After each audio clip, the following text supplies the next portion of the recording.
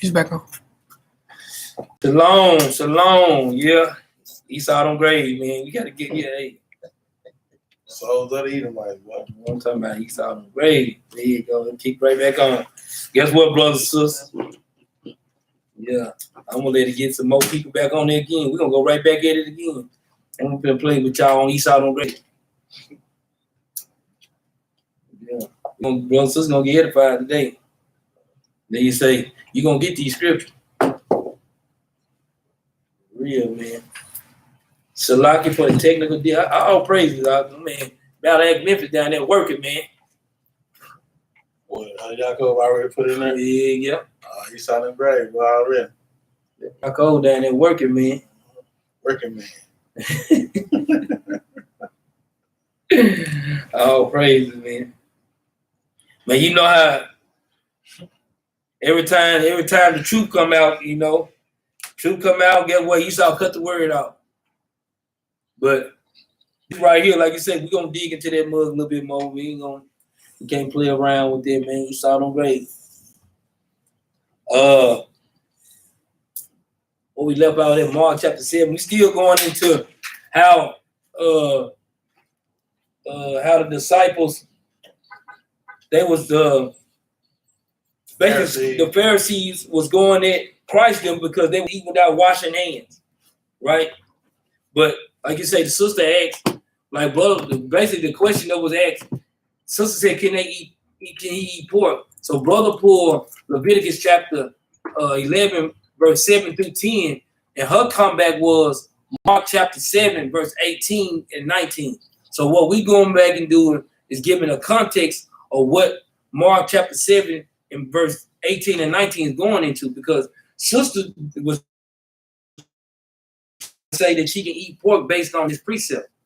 But there's nothing in this precept saying that we can eat pork. So like what we did, we read in context, the whole deal was about them breaking the traditions of their elders by eating without washing their hands. We're going to jump up to verse 5, and we're going to jump back down to verse 13, then we'll read down to give more context of what sister's talking about, right? So let's start at verse 5. Mark chapter 7, verse 5 again. Mark 7 and 5. Then the Pharisees and scribes asked him, why walk not thy disciples according to the tradition of the elders, but eat bread with unwashed hands? He answered and said unto them, well has Isaiah prophesied of you hypocrites, as it is written, this people honored me with their lips, but their heart is far from me. So guess what? If eating pork is a sin, guess what? That's why Christ sinned. Guess what? They honor me with their lips, but their heart so far from me, because it's clearly said in the law the things that we can eat and the things that we cannot eat. Right? In fact, let's go get Leviticus chapter 11.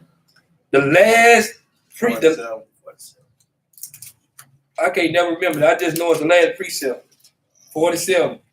Read that 47 every time. Leviticus chapter 11, verse 47. 46. This is the law of the beasts, of the fowls, and of every living creature that moveth in the waters, and of every creature that creepeth upon the earth, to make a difference. To make a difference, read. Between the unclean and the clean. To make a difference between the unclean and the clean, read. And between the beast that may be eaten and the beast that may not be eaten. And to make a difference between the beast that may be eaten and the beast that may not be eaten. This is clear, man.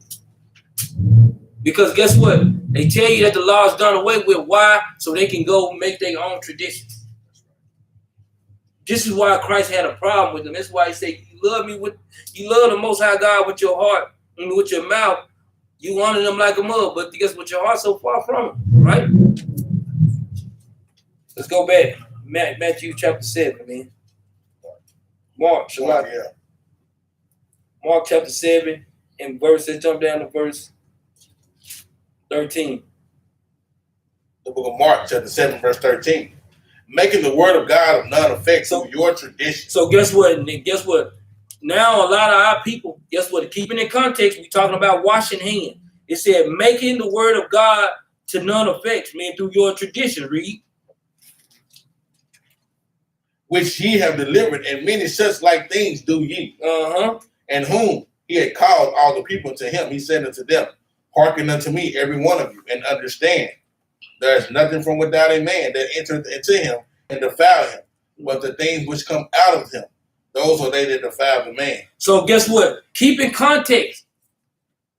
The Pharisees are what? Are the people that know the law. So if you know the law, guess what? If I'm talking to you like, yeah, brother, yeah, man, I went over there, man, they had some good meat up in there. They had all kind of meat, man. I was sitting there, man, I ate all I can eat.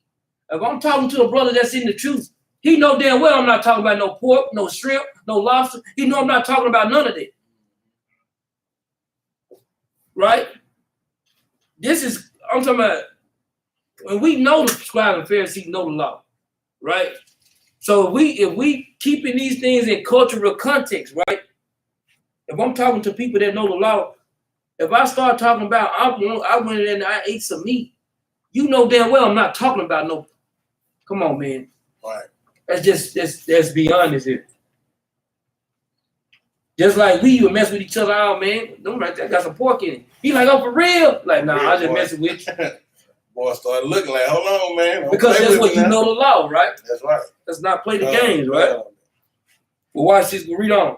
15. There is nothing from without a man that enters in him can defile him, but the thing which come out of him, those are they that defile the man. So guess what? Those are things that defile the man that come about of. What comes out of man? Words. Guess what? The issues that you have in your mind. Actions. Yeah. Guess what, man? Because guess what? All these things, guess what? I'm gonna show you some stuff that come out of a man that defile a man. Go to Ezekiel. This is what defiles a man. Watch this. 40. No, go to 22. 26. Yep. I'll be always looking for that precept, man. The book of Ezekiel, chapter 22, verse 26. Her priests have violated my law and have profaned mine holy things. They have put no difference between the holy and profane. Neither have they shown difference between the unclean and the clean. And have hid their eyes from my Sabbaths, and I have profaned among them. So guess what, man? That's how they defile, right? Because guess what? John, now we go to 44 and 23. That's the one. Now we go over 44 and 23, right? Ezekiel 44 and 23. And they shall teach my people the difference between the holy and profane, and cause them to discern between the unclean and the clean. So guess what? This is how we can defile a brother and sister. Not telling them the difference between the clean and unclean, man. This is how we defile a brother and sister. Guess what? How we can discern, the teaching brothers is how to discern between the holy and profane. If we're not teaching those things, yes, we can defile any brother and sister, right? We can defile our people with those things, right? And this is the reason why Christ is, watch this, man, verse 24, man. 24. And in controversy, they shall stand in judgment. And they shall judge it according to my judgment. According to my judgment, read. And they shall keep my laws and my statutes and all my assemblies. So why are these people not teaching this? So so when we reading this, why now they forsaking the laws, right? That's what Christ had a problem with, because you're teaching the tradition of men, right? Read on. In all mine assemblies, and they shall hallow my Sabbath. And we shall hallow the Sabbath, man.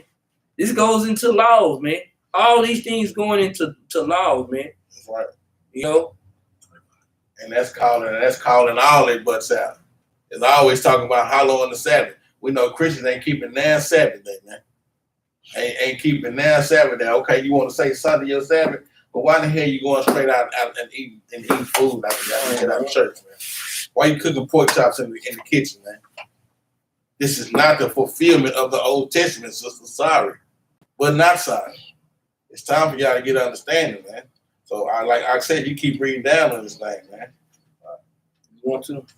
And let's read that. Verse 25. And they shall come at no dead person to defile themselves, but for father, or for mother, or for son, or for daughter, for brother, or for sister that have had no husband, they may defile themselves. Now this is going into like when going into touching a dead body. But watch this though. We're gonna jump down a little bit further. Watch this, y'all. Verse 29. Verse 29. They shall eat the meat offering and the sin offering and the trespass offering, and every dedicated thing in Israel shall be theirs. This is going into the priest, right? Read. And the first of all the first fruits of all things, and every oblation of all, of every sort of your oblations, shall be the priest. You shall also give unto the priest the first of your dough, that he may cause the blessing to rest in thine house. Watch this, read. The priest shall not eat of anything that is dead of itself, or torn, whether it be fowl or beast. So guess what? So what if you? So now you can go. Okay, you eat pork. So now you eat something that's on roadkill on the side of the road too. But to you, a lot of people, ooh, that's disgusting. Why is that disgusting? Guess what? To the people that know the law, pork is disgusting too. Right? All sorts of things. Because our only thing, Shalaki, Ezekiel chapter 44 is going into a lot of stuff, man, going concerning the law. I'm talking about Ezekiel chapter 44, man, because this is what's it called? This is Zadok. Zadok was going heavy into this move, man, right? Zadok was teaching heavy in there, because even when you jump up to verse 18, and they shall have linen bonnets upon their heads, and they shall have a linen breeches upon their loins, and they shall not gird themselves with anything that causes sweat. So this is going into, like I say, Zadok is breaking down on why men were wearing pants, but furthermore, why the priests had linen breeches on, because the priest could very well go into the chamber, and guess what happened? And if he was unclean by sweat, he could die. He could have died right then. So Zadok, like you're saying in verse 18, he's breaking down what priests wore. It was a heavy thing, but guess what? The priests also was supposed to do what? Teaching our people in verse 23, and they shall teach my people the difference between the holy and profane, and cause them to discern between the unclean and the clean. Right? This is the reason why the Zadok was teaching like he was teaching on that, man, right? Let's go back to Matthew chapter 7, man. Mark 7. I keep saying Matthew like a mug. What's the Matthew 7 I need to teach on or something, man? Not to go.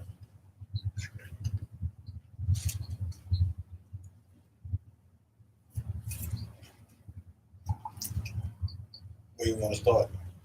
Ooh, we said. I need to Matthew 7, 20, but go ahead.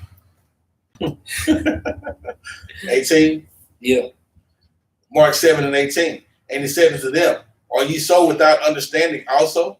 Do ye not perceive that whatsoever thing from without entered into the man, it cannot defile him, because it entered not into his heart, but into the belly, and goeth out into the draught, purging all meats. So guess what, man? Boy, it's way more clear now, man. Now you see what it's saying. Entered not into his heart, but into his belly. This is the meat that we was eating with the with the Pharisees say, with the unclean hands, right? These things, it's not in his heart. This is just meat going into his belly. The Most High said these things that defile him, man, are the things that's gonna go into his heart, man. Right? And like you say, when you sit there, you read the things, and when you say, friends, you read all these things in context. When you go down to verse 20 and 21, for within out of the heart of man proceed evil thoughts, adultery, fornication, murder, thefts, covetousness, wickedness, deceit, lasciviousness, evil eye. These things that comes out of a man, these things come out of men's hearts or out of their minds, right? So when you get these issues, that's why what is the things come out of the person's mouth? All these thoughts goes in the person's mind. Evil thoughts, adultery get in your mind first, fornication get in your mind first, murder goes in your mind first, theft, all these things goes in your mind, and out of your mind goes what? Proverbs 4 and 23. This is what comes out of your mind. Once all these things go in your mind, now this is how you defile yourself in those things. The book of Proverbs, chapter 4, and verse 23. Keep thy heart with all diligency, for out of it are the issues of life.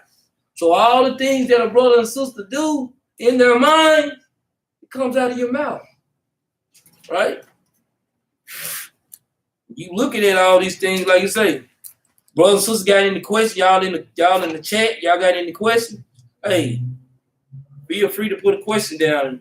Like you say, we going through. It's still a Q&A, man. We still going through precepts, man. That's why it's pivotal that when we get in our minds, the Lord tell us put scourges over our thoughts. Sometimes you got to rebuke the way that you think, right? We got to rebuke sometimes the way that we think, right? Even we know this. We know we got to rebuke sometimes the way we think. Sirach chapter 23, right quick. Bro, should be precept up in here, man. I know Benaniyah been on Capt 101 fire in this mug.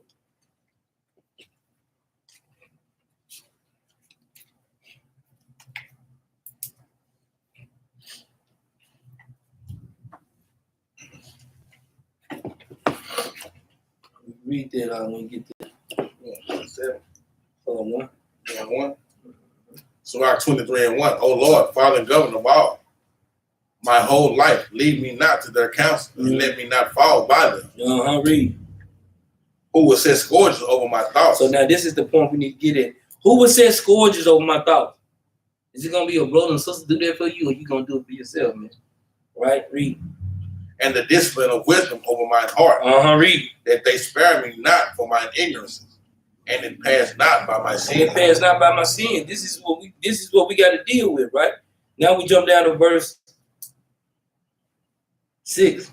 Verse 6. Let not the greediness of the belly of thy belly, or the belly lust of the flesh, take hold of me. So don't let the greediness of your belliness take flesh, man. We got to control our spirit, man, right? Read. Let not the greediness of the belly nor the lust of the flesh take hold of me. Man, that's everything a mug, boy. Read. And give not over me thy servant into an imputed mind. An imputed mind, right? Because it can easily get into an imputed mind. Man, be reprobate like a mug, man, right? Read. Hear, O ye children, the discipline of the mouth. He that keepeth it shall never be taken in his lips.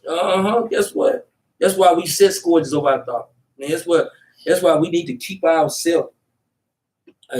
Discipline ourselves, man. Because when you don't discipline yourself, guess what happens? You'll fall into that chamber, man. Jump down, verse 8, dog. Verse 8. The sinner shall be left in his foolishness. Both the evil speaker and the proud shall fall thereby. So he said, both the evil speaker and the proud. Just guess what? The evil speaker, those are things that, guess what? The things that come out your mouth. That you're going to be judged. How the proud be judged is how the evil speaker going to be judged too. These is one and the same, man. Everybody proud of heart, and the people that speak proud or speak all these things, guess what? The Lord saying we one in the same, man. Right? Like I say, brothers and sisters online, man. Well, I'm going to say, brothers and sisters online. Y'all got any questions, man? Ask the question, brothers. Y'all got any questions, man? Like, feel free, man. Feel free, any question, man. You got no question, we just keep on going through whatever we was going through. I'm going to go back to Mark, man. I want to finish that out. Let's go back. Mark 7 and 20.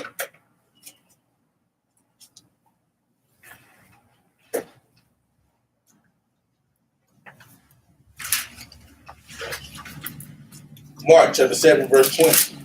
And he said, that which cometh out of the man, that defileth the man. For from within, out of the heart of men, proceed evil thoughts, adulteries, fornications, murders, thefts, covetousness, wickedness, deceit, lasciviousness, an evil eye, blasphemy, pride, foolishness. All these evil things come from within and defile the man. So, man, look, this is so clear cut.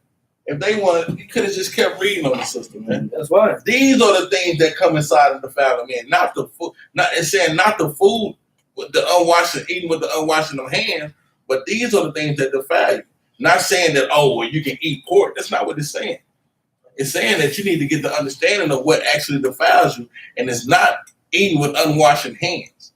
Like you said, that was the whole point of Mark chapter 7. The Pharisees tried to pull up what the elders did, their traditions. We're not going off tradition. That's what Christianity is. Christianity is a tradition. That's what it is. So I call it Christianity, traditionality. That's exactly what it is, man. They only follow traditions of men, man. They do not follow the Bible. People always ask me. I went up to the pay my rent today. The lady said, well, you got the things on here. I said, yeah, I'm a Hebrew. What does that mean? I said, that means that I follow the Bible.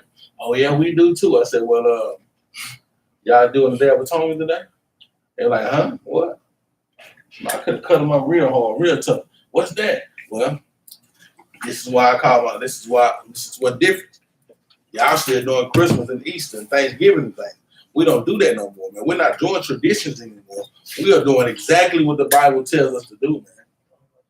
Like we said, Christianity, man, that's what they want to do. They want to do nothing but traditions of men, man. They want to change things like I'm going to talk all these precepts, man. Ezekiel 26:22, Ezekiel 44:23. They want to change time. They want to change things themselves, man. That's what got us in this predicament in the first place, man. That's trying to change things, trying to do it ourselves. It's not gonna work, man. So I hope brother got that, man. You know, I know Esau don't be playing with folk page, man. Esau don't grade. Yeah, they be playing with folk page, man. Esau don't know. But let's go into what was it? The second edge. Go back to second edge, man. Second edge is tough, man. Like the second edge, man. Second edge, chapter 14, and verse You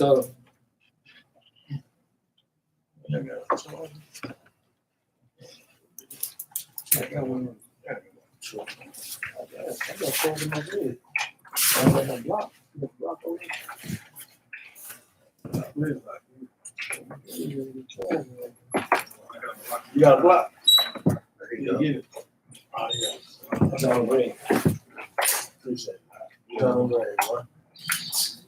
This. Oh, yeah, 1, 2, blick.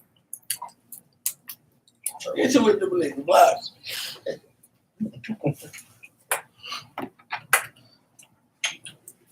I gotta give us a few seconds, man. You know, we Johnny on the spot up here, man.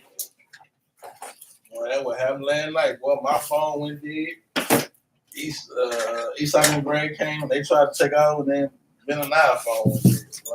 Like you say, brothers, sisters that tune in online, man, look, put them questions out there, man. This is a Q&A too, so we all gonna be going over precepts, going over different breakdowns. Brothers and sisters, like you say, to tune in. Like and share the video too. Help us put this truth around the four corners of the earth, man. You brothers and sisters, like and share the video. What you want? Like second Ezra chapter 14 and verse 42. Second Ezra chapter 14, verse 42. The highest gave understanding unto the 5 men, and they wrote the wonderful vision of the night that were told, which they knew not. And they sat 40 days, and they wrote in the day, and at night they ate bread. Mm-hmm. So guess what? They wrote 40 days, at night they ate bread, right? But is this the bread? What bread was they eating? That's right. That's the reason why we read what in John chapter 6, right? These things is synonymous. That's why when we wanted to go back, we wanted to eat. But then guess what? The drink that he gave him was Yahushua. The bread that he gave him was Yahushua. Right? Read. 43. As for me, I spake in the day, and I held not my tongue by night. So he spake in the day, and he held not his tongue by night, right? Read. In 40 days, they wrote 204 books. So in 40 days, they wrote 204 books, read. And it came to pass, when the 40 days were fulfilled, that the highest spake, saying, the first that thou hast written, publish openly. So he said, the first that you read, publish openly. And this goes into what? The Lord gave the word, blessed was the company of those that published it, right? So this is God's word, right? This is why we make sure that these precepts should be flying off a brother's mind, brother's sister's mind, right? Read on. And it came to pass, when the 40 days were fulfilled, that the highest spake, saying, the first that thou hast written, publish openly, that the worthy and unworthy may read it. So he said, guess what? That the worthy and unworthy can read it. It's so many people unworthy of this Bible, they read this Bible. But the mysteries of the Bible don't get unlocked to them. That's the difference, right? Read. But keep the 70 last, that thou mayest deliver them only to such as be wise among the people. For in them is the spring of understanding, the fountain of wisdom, and the stream of knowledge. And I did so. So guess what, man? The Lord opening up different parts of the Bible to all of us. But guess what? Christ come back. I know Benaniyah broke that thing down perfectly last night in Zechariah. Well, how we gonna be, and this how we gonna be seeing eye to eye. And like I was breaking down too. We got Jeremiah, in Jeremiah, we're gonna see eye to eye when Christ come back. We don't see it right now, but guess what? How we gonna see eye to eye? Everything that he got. Guess what? We're gonna be worthy to see what those 70 books when he come back. We're gonna be worthy to see everything that was hidden. We're gonna be worthy to see those things, man. It's gonna be all praise to the Most High for them for letting us see it, right? Let's go into like you say, got a question for y'all brothers that's in the building. What precept could you go to break down?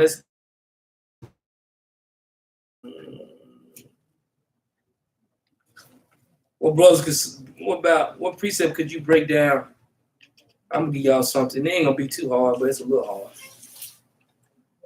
We go to break down the Trinity doctrine. First John 5 and 8 through 9.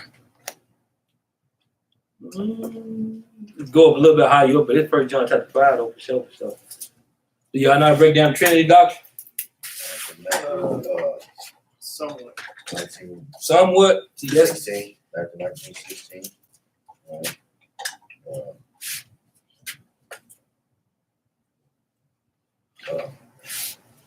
because we need to get brothers and sisters on one accord on a lot of these different doctrines. For real, for real. Whatever doctrine brothers and sisters struggle with, we need to get brothers and sisters on these doctrines, man. We got to get brothers and sisters, man. I'm talking about in order with those things, right?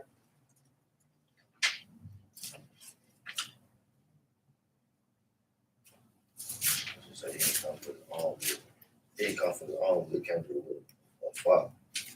Well, what can you find the Trinity doctrine in, first and foremost? He just said it. What can we find the Trinity doctrine in? First John 5. But the thing is, you know what's funny about this? If you read this in context, it gives you the understanding too. But that's why I say it's pivotal for you to read up and read down, man. Matter of fact, let's go read this. 1 John chapter 5 and verse 4. 1 John 5 and 4. Mm-hmm. For whatsoever is born of God overcometh the world. Read. And this is the victory that overcometh the world, even our faith. So guess what? Our faith is going to lead us to overcome this world, right? While these brothers looking for these precepts, we're going to read it out. We're going to see what brothers going to come up with. We asking y'all online, put them precepts out there, man. How do you break down the Trinity doctrine? We want brothers and sisters that watch online. How do you break down the Trinity doctrine, right? This is a question that we got for y'all too, right? Read on up. Verse 5. Who is he that overcometh the world? But he that believeth that Christ is the Son of God. That Christ, this is before we read the Trinity doctrine.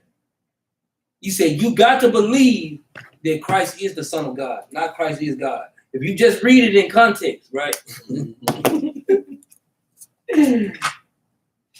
He said, the only way you go, he said, who is he that overcome the world? But he that believeth that Yahushua is the Son of God. The only way you're going to overcome the world, you got to believe this man. Right? Verse 6. Verse 6. This is he that came by water and blood, even Yahushua, not by water only, but by water and blood. So he came by water and blood, read. And it is the Spirit that bears witness, because the Spirit is true. But there are three that bear record in heaven: the Father, the Word, and the Holy Ghost. And these three are one. So, but guess what? We just read in verse 5 what? That Christ was the Son of God. And the only way we're going to overcome the world through faith is by believing on him that he is the Son of God. Right? But read on. For there are three that bear record in heaven: the Father, the Word, and the Holy Ghost. And these three are one. And there are three that bear witness in earth: the Spirit, and the water, and the blood. And these three agree in one. It goes one and the same, man. If we just read in context, right? Read on. Watch this. If we receive the witness of men, the witness of God is greater. But this is the witness of God which he had testified of his Son. Okay. He that believeth on the Son of God hath the witness in himself. He that believeth not God hath made him a liar, because he believeth not the record that God gave of his Son. So guess what? You got to believe the record that God gave. Right. Right. That's crazy. You got 1 Corinthians 12:12. Yeah, that's a precept. We'll do that here. What you got? 1 Corinthians 12:12. It said, could we cook? Could we buy or sell? Can we, he said, question next for Nina Brew. Shalom, brother. Can we buy or sell or cook for later on the Day of Atonement? I think DOA. She said DOA. I guess it's Day of Atonement. Hey man, y'all, she must be young because DOA. She put some abbreviations on that mother.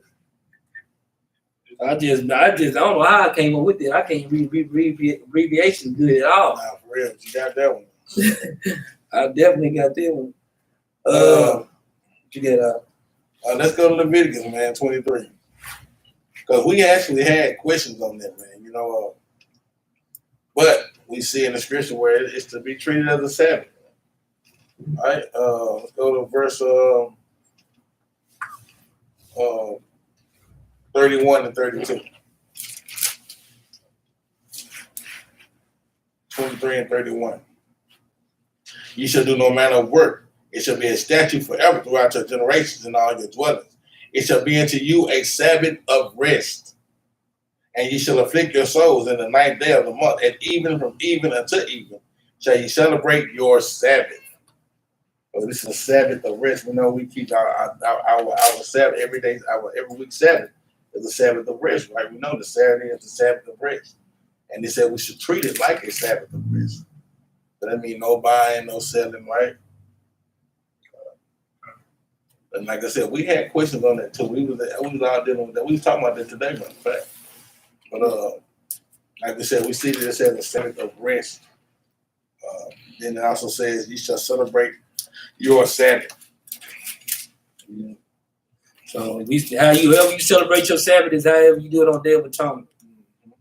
Besides no eating. Right, add it on with the no eating. Add on no eating. Right, that's right. Because the Sabbath, like we said, the Sabbath what? You don't do things that's pleasing to you. The Isaiah 15:13. Sister said, "Con, it's just a dry fast. It is different. It is the difference. Yes, that's the difference. That's why the Lord said this is supposed to be a affliction, a fast of affliction. That's right. Because you got to think also we're atoning for our souls, our souls for the whole for this whole year. You got to think about it. And the next atonement is when? Passover. Passover. Right, come right back around. 6. Passover. So and half. half and half. The first Passover that you did for the beginning of the year was atonement. The second atonement, first atonement was during Passover. The second atonement was during the Day of Atonement. Right? Brother said he got a question with Psalm chapter 34 and verse 21. What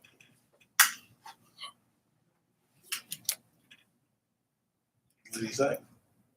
Said, let me see.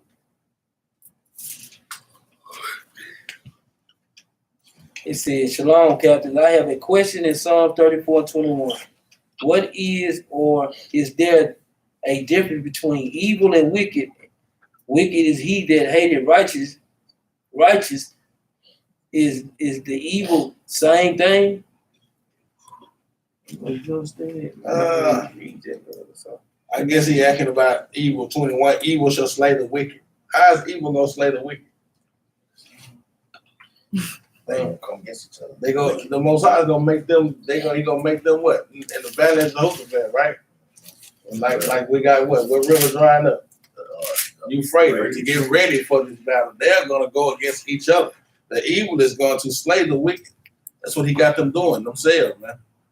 You remember how at first it was all fun and games. Like they said, it was all fun and games until somebody got hurt. Now Russia hurt, right? Now all these other small countries and things, they hurt now. They want to get the same power as America now. So the same thing that they was led, that they led us into captivity by, and which is the pride. No. Don't walk by. Don't walk by. Go around. Go around, boy. If I tell you again. We're gonna start busting little cheated heads in this world. You hear us, little man. So the same Trials thing. again. Yeah. Evil shall slay the wicked. They gonna kill themselves, man. They gonna do it to themselves. Look at it. Go to Psalms. I'm gonna read Psalm while you look at that precept. I'm going to Psalm 17 and 13. This is how the evil gonna slay the wicked. And it said, "Arise, O Lord, disappoint him, cast him down, deliver my soul from the wicked, which is thy sword." That's right. So yeah, they gonna be slaying the wicked. Guess what? The sword gonna get used on the wicked too. That's right. There ain't no choice, man. This thing got to move, right? What I was looking for. Yaakov put some precepts down. Yeah, that's some good precept out. Some good precept. What's going on? Y'all know what that's why they call the so-called Edomite a hunter. For real. For real. Did y'all know that? Did y'all know that's why they call the Edomite a hunter? Basically, the women was in the whorehouse, and the Edomite would come outside, and he'll honk the horn for them to come out, and they be like, "Hey man, honky outside." Yeah, that's where they come from. Yeah, man, there's always something on. For real. That's crazy. Yeah. Huh? That should be shut down today too. What else question we get? It says the difference between evil and wicked. Wicked is he that hate righteous. Is the evil the same thing? Yes. What else they had up on there? It said, "Shalom, Captain." He said, "When I make my bed up on the Sabbath, is that considered working?" No. No, servile work. No. You like, is anybody paying you to make some beds? If you go to other people's houses and they paying you to make beds, that's different. Servile work is going to work for money. Yeah. Also, what else we get? I mean, because the Lord said his laws is not grievous. You got to think that the Lord said his commandments is not grievous, man. He's not going to let us go. I mean, this is Sabbath day. That's the same reason why the people had a problem with Christ when the heavenly disciple was eating the corn. Man, we broke through it. Man, we were going through that precept. Count one-on-one. That's why the Lord said his commandments is not grievous, right? Got a precept for that. Psalms 34. Yeah, that's about 21. I'm gonna go to Zechariah 14, 12, 13. What you got? I got Psalms 94 and 23. Yeah, that's a good one too. Yeah, Psalm 94. Yeah, I have a question. you said Zechariah what up? 14 and 12 and 13. The book of Zechariah, chapter 14 and verse 12. And they shall be, and this shall be the plague wherewith the Lord will smite all the people that have fought against Jerusalem. So all the people that went against us, man, all the heathen, the wicked versus right, that's what it said. The evil shall slay the wicked. So all them that had fought against Jerusalem, that's the wicked and the evil and the wicked. The wicked, the icky. Read on.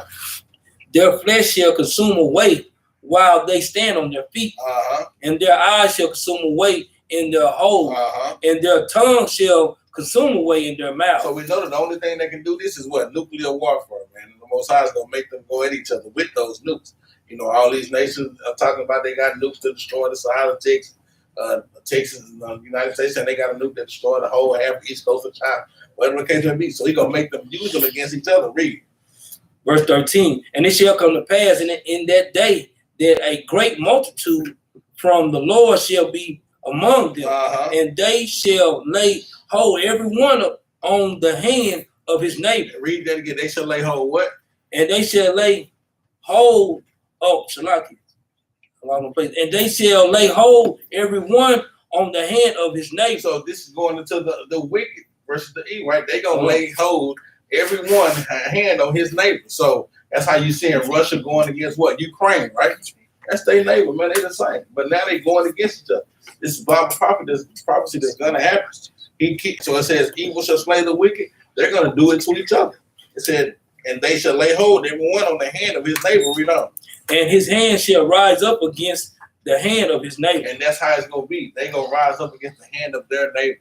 They're going to do it to themselves. This is how evil shall slay the wicked. That's how they're going to slay each other right there. The Most High is going to have them going against Russia and Ukraine, right?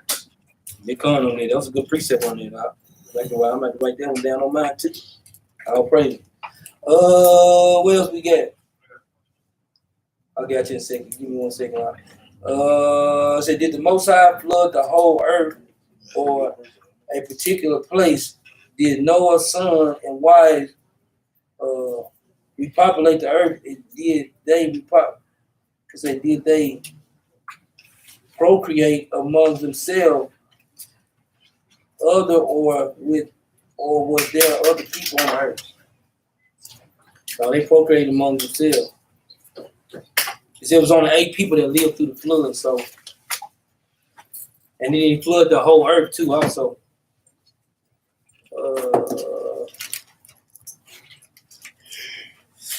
Let me see here. So they said they wanted to say the Lord flooded the whole earth. What was the It said this goes from Miss T, daughter of Zion. Said, did the Most High flood the whole earth or a particular place? No, he flooded the whole earth. Flooded the whole earth. No, he flooded the whole earth. Yeah, something else on that question. And did Noah's sons and wives repopulate the earth? Yeah, they repopulate the earth. Right. That's where you get that's where you get all Ham, Shem, and Japheth. That's right. When you get that, that's the whole population of the world. You're either Shemitic, you're Hamite, or you're from Japheth. Right? You know, the Hamites going into what the Egyptians. That's what Benaniyah, that's what y'all was breaking down last night, man. That's exactly what y'all was Canaanites, all these things, Hamites. You know, we are Shemitic. That's what what's his name got in trouble for saying? Nick Cannon. That's what he got in trouble for saying. Telling them fake Jews that run the TV show and television show that we the real Semitic people. And they took his butt out. Shalom. So yeah, they flooded. They repopulated the whole earth. You get Ham, Shem, and Japheth. Looking for something. No, I'm just kind of reading. I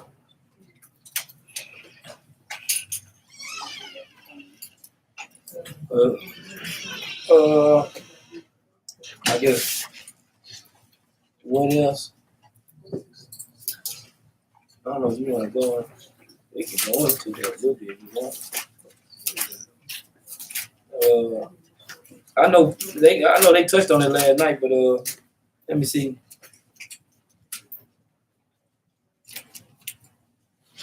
And she said, was there other people that lived through the flood? 1 Peter chapter 3 and verse 20, right quick.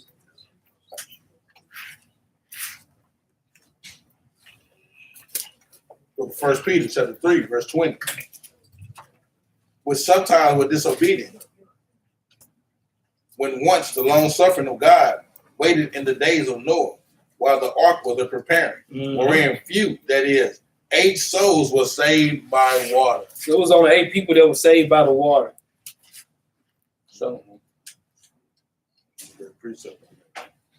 yeah. 8 souls were saved by water. Go back to Genesis chapter 9. We're gonna go answer them questions a little bit. So, Genesis chapter 9 and verse 1, and this gives you the answer about Ham and Japheth. No, he gives the answer about did they procreate the earth, right? Read it. Genesis 9 and 1. And God blessed Noah and his son, and said unto them, be fruitful and multiply and replenish the earth. So that's what the Lord told them when they came out the ark. Told them to be fruitful and multiply, and he's going to replenish the earth. Hey, keep it down, man. I don't know how y'all, a lot of time brothers be in class, y'all be a little too loud sometimes too. Keep that thing down, man. You can throw a teacher off, but some teachers don't like that. I know I'm one of them. Yeah, we can be outside teaching, brother. Be right, you be right beside me talking. I don't like that. I don't like it. Never liked it. The one thing about it, see, if you was up in Esau meeting, guess what? You be quiet as a mouth. You gonna be all there talking. No, they don't. Even in their schools, they don't want you to be talking like that. Or they say use the inside voice. Yeah, we did kind of touch on that about the ham sharing. Yeah, I know. 26 and 27. Let me see. I hope sister got a better understanding of it though. When it comes to fast after 7 days, the water and flood will upon the earth. Yeah.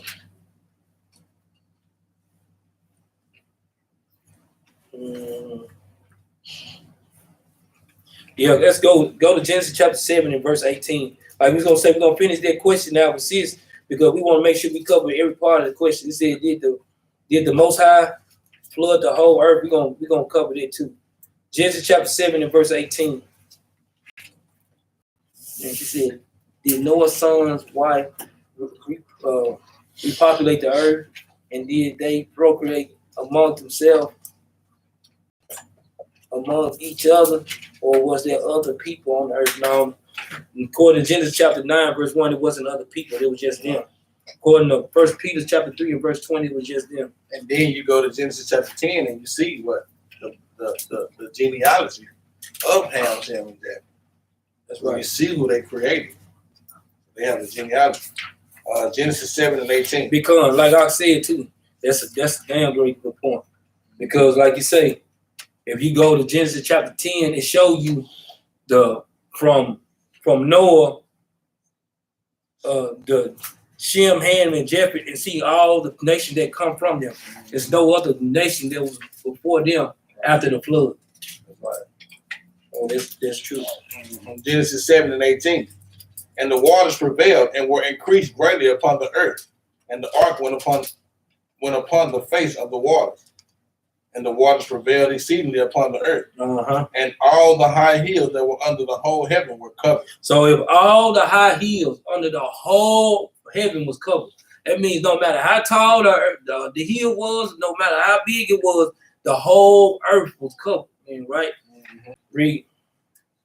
15 cubits upward did the waters prevail, and the mountains were covered. And all the mountains were covered. Read. I guess. And all the flesh died that moved. What was that, upon? And all the flesh died that moved upon the earth, both of fowl and of cattle, and of beasts, and of every creeping thing that creepeth upon earth, and every man. So no, it was nobody else to regenerate this world. That's right. Because so, like you say, that's the answer to the question. And it said, "And every man," right? Watch this, verse 20. No, we read on. 22. All in whose nostrils was the breath of life, of all that was in the dry land died. So everybody that was on the dry land that didn't get in their ark, they died. Verse 23 to the point. And every living substance was destroyed, which was upon the face of the ground, both man and cattle, and the creeping thing, and the fowl of the creeping thing, and the fowl of the heaven, and they were destroyed from the earth. And Noah only remained alive, and they that were with him in the ark. So everybody that was in the ark, that was the only people that were living, man. Right. So everybody that didn't make it on the ark was shooting into the curb.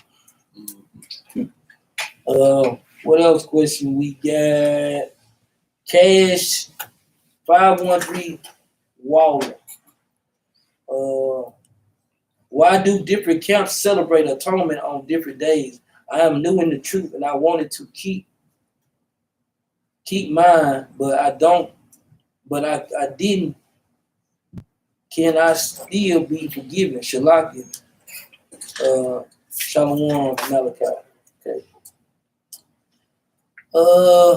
Yeah, you gotta keep the atonement. You gotta keep the atonement. Well, you said it's the same that we answered last night. Why we're not keeping it on the same? Yeah. Well, we already go to 1 Corinthians 13 and 9. Go to Isaiah 52 and 8, man. Those are the main two precepts that we get. Like we said, some camps go off the what? The full moon. Some camps go off the what? The dark moon. We go off the dark moon. Yeah. IUIC, some of the big camps, they go off the full moon. So, they're going to do theirs like 2 weeks ahead of time.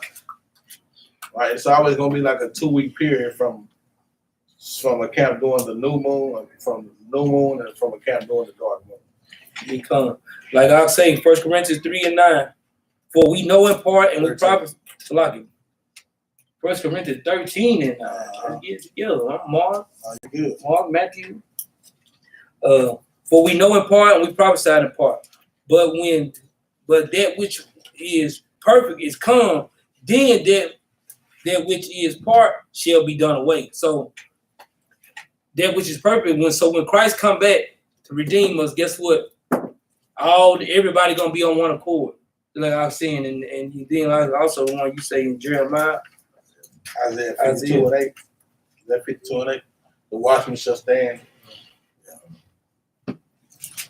And even like I said in Isaiah 52 and 8, like watchmen shall lift up thy voice with a voice together, and shall they sing, for they shall see eye to eye when the Lord shall bring again Zion. So we gonna see eye to eye according to Isaiah 52 and 8 and 1 Corinthians 13 and 9.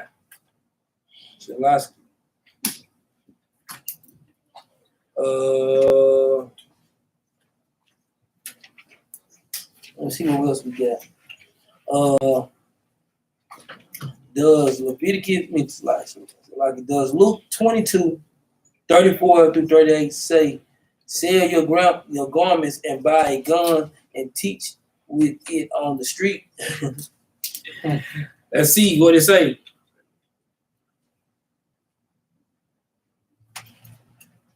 I don't know. There must be a new doctrine going around. For real.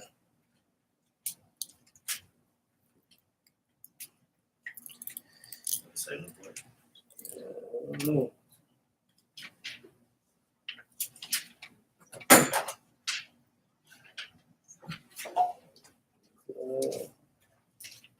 You got that up? What did they say? It said Luke 22 and 34. 22 and 34. He said, told, let me see. He said, Luke 22, 34 to 38. He said, is this telling us to sell your garments and buy a gun and go teach on the streets? I don't know. No, brother, I'm going to tell you it's not saying it, but because we're going to read it though anyway. The book of Luke, chapter 22. The book of Luke, chapter 22, verse 34. And he said, I tell thee, Peter, the cock shall not crow this day before thou shalt thrice deny that thou knowest me. And he said unto them, when I sent you without purse and script and shoes, lacked ye anything? And they said, nothing. Then said he unto them, but now he that hath a purse, let him take it, and likewise his script. And he that hath no sword, let him sell his garment and buy one. For I say unto you, that this that is written must yet be accomplished in me. And he was reckoned among the transgressors for the thing concerning me have an end. So it's when I guess he read and let him have no sword, let him sell his garment and buy one. Oh, man. What sword is he talking about? You thinking about it's going to the bang bang? That's why the Lord said he that live by the sword gonna die by the sword, man. Right? And what is the prophecy that he's going into? Let's go back to Luke chapter 9 right quick. Luke chapter 9, this is the prophecy that he was going into. And he said, when I told you, in verse 35, he said, when I sent you without purse and script and shoes, did you lack anything? Because the Lord telling us, okay, then, if I'm sending you without purse and without shoes, not to lack anything, if this is not good enough for you, if that's what you want, go ahead and do it then. Because guess what? That shows a person, that shows the Most High God your faith. He already gave him instructions what to do. If you want to do that, hey, the Lord said, all right, go ahead. And that's what you want to do. Right? Let's read this right quick. We're going to stand on this one, man. Go to Luke chapter 9 right quick. Luke chapter 9, start at verse 3. Luke 9 and 3. And he said unto them, take nothing for your journey, neither staves, nor scrip, neither bread, neither the money, neither have 2 coats apiece. Read. And whatsoever house you enter into, there abide, and thence depart. And whosoever will not receive you, when you go out of that city, shake off the very dust from your feet for a testimony against them. So guess what, man? That's what we're gonna stand on, man. We're gonna teach this word, whether they're here for bear. And after we teach this word, whether they're here for bear, guess what, man? We're gonna shake the dust off our feet, man. Right? So once we go back to Luke chapter 22 and we're gonna read verse 35. And he said unto them, when I sent you without purse and scrip and shoes, lack ye anything? And they said nothing. So if you lack anything, what else you need? This is Christ, man. That's why I say a lot of times brothers be cutting themselves up. Like, I'm telling you something. And I ain't trying to say like the person that's asking the question. I'm talking about a person that would lean on to a doctrine like that. But that shows signs of your faith with the Most High. That shows signs of it, right? Because once we read down, watch this, man. Read on, watch this. Verse 4, and whatsoever house you enter to, there abide. Should I go back to Luke 22? What you want, 30? Where you want to start it? Well, you can read verse 36 and read down. But watch how I say. Luke 22 and 36. Then said he unto them, but now he that hath a purse, let him take it, and likewise his scrip. And he that had no sword, let him sell his garment and buy one. So guess what? This is Christ basically going into cutting them up. Because he already gave them the orders of what to do. You think he's gonna change what he said? No, he's not. But watch how sarcastic Christ be with them. Watch this, read.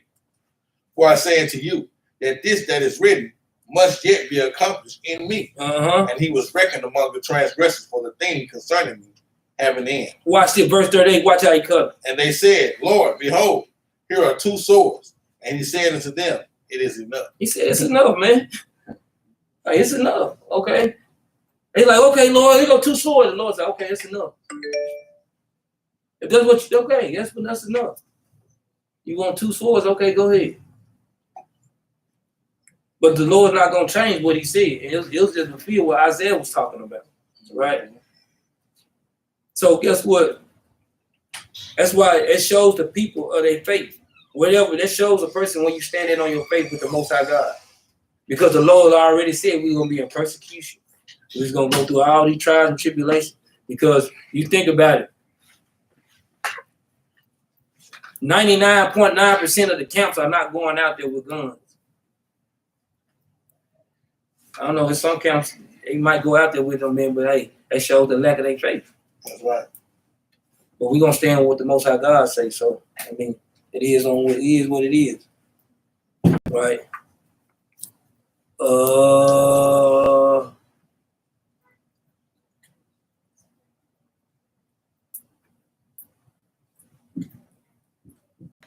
What else we got?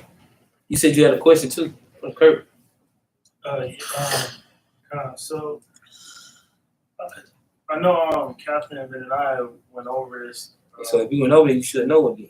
Well, I'm just being real. Because I want you, because the thing is, the purpose of the people that's in here, we want you to go study and meditate on it, and then come back after you meditated on it, then come bring a precept to how you feel.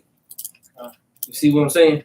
This ain't nothing to bring a brother down. This to help build a brother up. Because just like when anything that the captains go in with the brothers and sisters in here, we expect brothers and sisters. If you got discrepancies, you got anything, go home, meditate on those things. Look over it, precept that thing out, come back with a precept, and then let's go over. Because whatever Captain Benaniyah said, I'm pretty sure me and y'all are gonna say the same thing. But go ahead though. I just want to like more understanding. Okay, go ahead.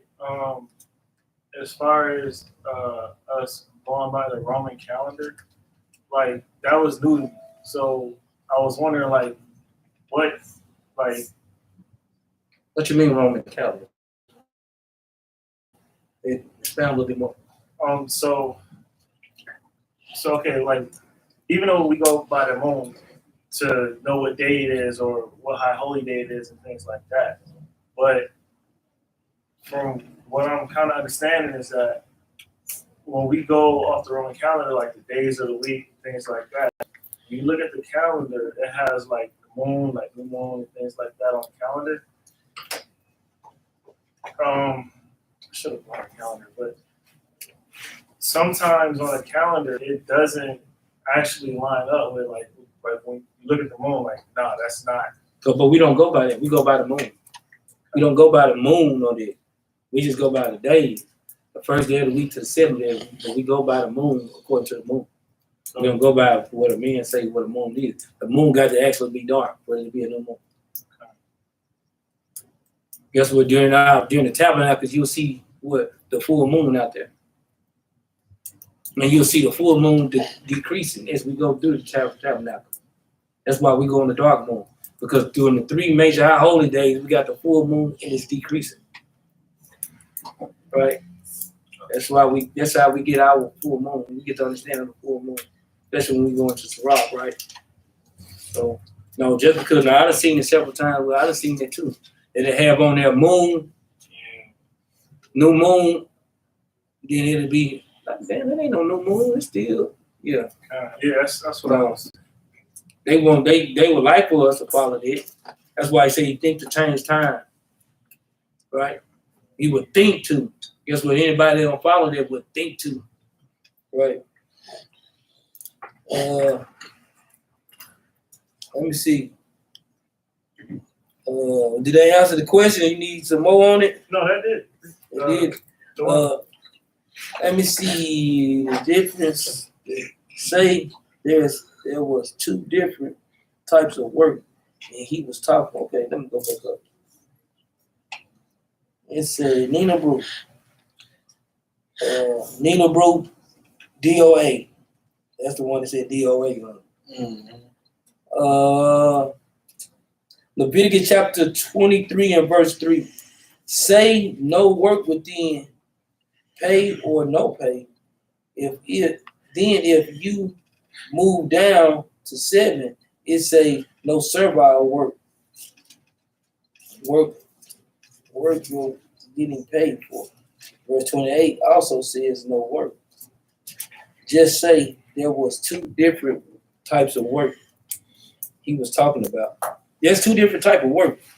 It's work for what you getting paid for, and it's what that's what labor work. I mean, is that the question? She making a statement? I don't know. I guess she's trying to say that. I'm thinking she's trying to say that there's. So we told her that we know you can't do no servile work. You know, we can see servile work. Yeah. You're going into no work but getting paid. But did she say the question about if she do something today? Making up the bed. Making up the bed. Come on, sis, I'm gonna tell you, man. Hey, we already know for 1 John 5:3, man, the Lord it's not grievous like that. We understand in verse 3, it says 6 days shall work be done, but the 7th day is the Sabbath of rest. So we know that with all we have to do, everything that we have to do within those 6 days, we do it, right? But the 7 days of rest, we know that work is including all work, right? It's including everything you try to possibly do. Then you say you go over to 28, and you should do no work in that same day for the atonement and make atonement for you before the Lord your God. For whatsoever soul to be that shall be afflicted the same day shall be cut off from among the people. And whatsoever soul to be that doeth any work in that same day, the same soul will destroy from among his people. You shall do no manner of work, it shall be a statute. So that no manner of work is going to, like we said, we're going to serve our work. Surely, you know, because I'm gonna tell you, it's work that has to be done and keeping the atonement, right?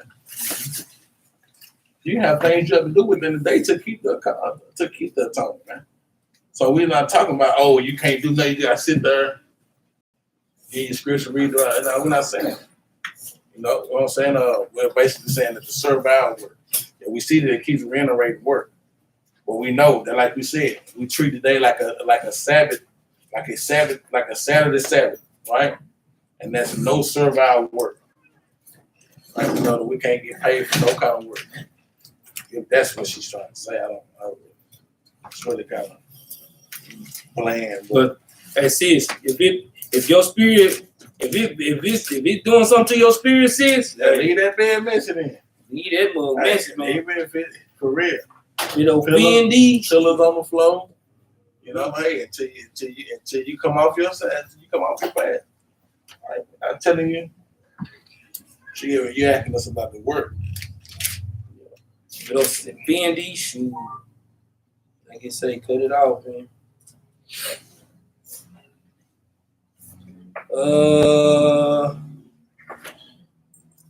Because the main thing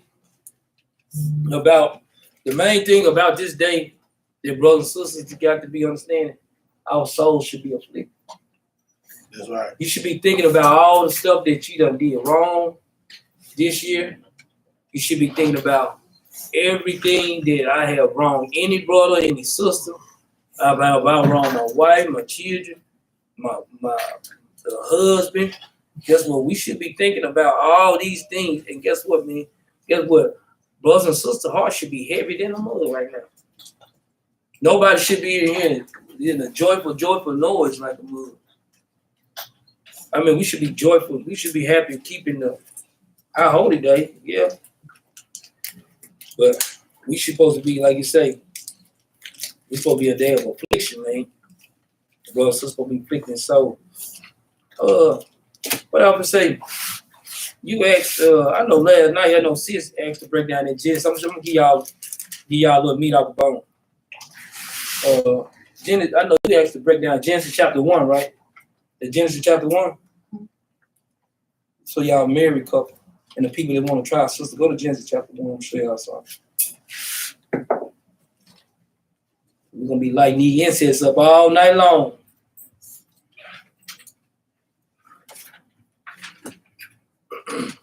You had Junior come up here, man, start lighting these incense, man. Cup girl or something. I was gonna say 257. 757.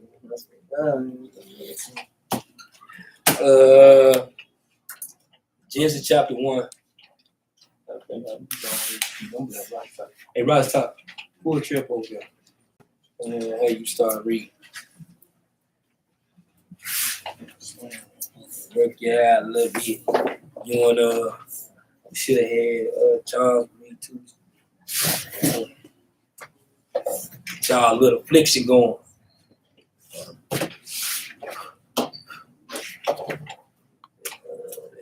That's the only answer. Okay.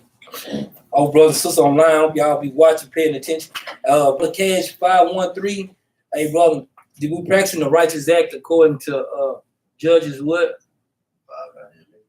Chapter 5 and verse 11. So, brother, if you're not doing the Day of Atonement, hey, tell you like this, brother, go do your Day of Atonement, man. Atone for your soul, bro. As you learn, it's time to get your spirit right to atone for your soul. So, this is what we're supposed to be doing. This man, y'all cold, so it's going to smile. Feel on the 12 feathers. 12 feathers going into the 12 seasons of Rome, man. Right? But we'll touch on it a little bit too, if y'all want to touch on it. Because what it does, the 12 feathers, they just go back and forth. 2nd Ezra chapter 11 and 2nd Ezra chapter 12, but you got to know history. So if you read 2nd Ezra chapter 11, you're going to be like, what the hell is this mother talking about? Then go back to 2nd Ezra chapter 12. Then you got to have the history of Daniel. Then you also got to have history of like I said, the 12 seasons too. Go to Genesis chapter 1, verse 1. Watch this, y'all. This is the book of Genesis, chapter 1, verse 1. Mm-hmm. In the beginning, God created the heaven and the earth. Now, this is the Most High God's first marriage.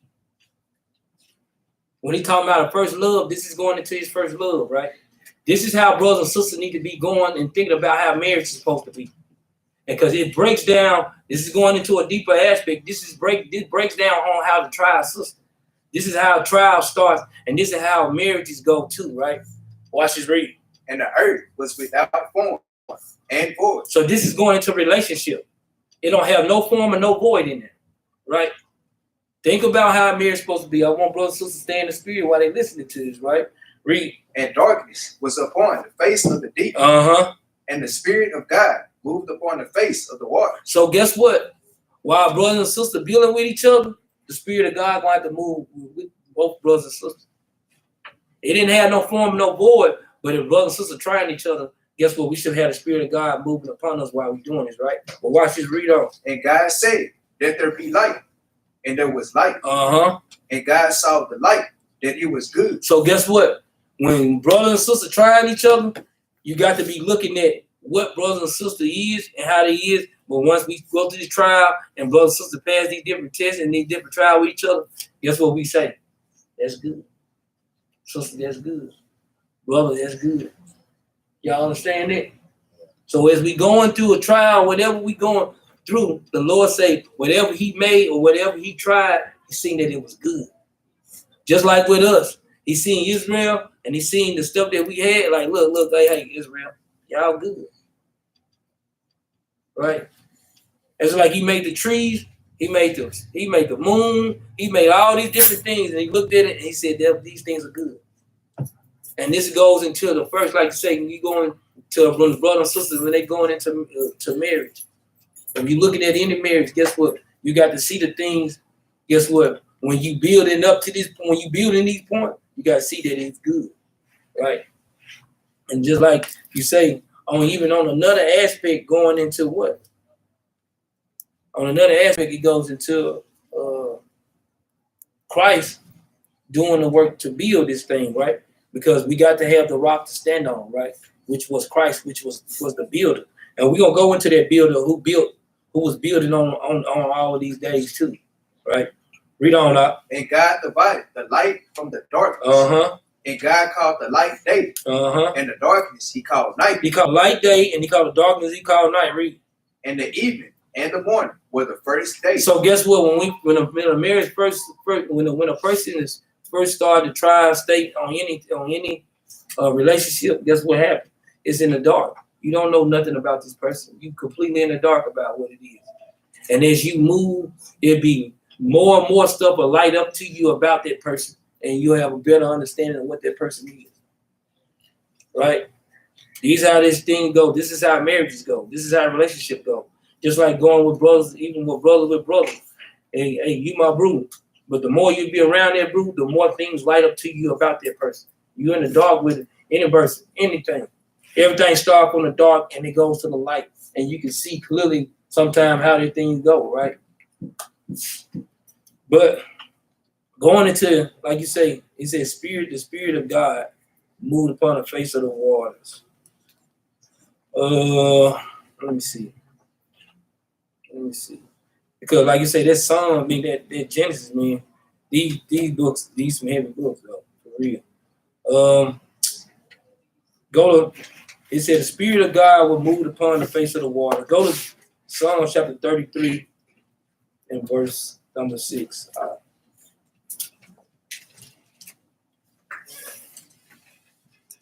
This is the book of Psalms, chapter 33, verse 6. By the word of the Lord were the heavens made, and all the host of them by the breath of his mouth. So he said by the word of the Lord the heavens were made, and all the host of them there by the breath of his mouth. What is this going into? It's going into, it said by the word of the Lord. Who's the word of the Lord? So Yahushua was the one that was making this thing, right? You got something you want to pull on? Okay. Let's go to, let me see.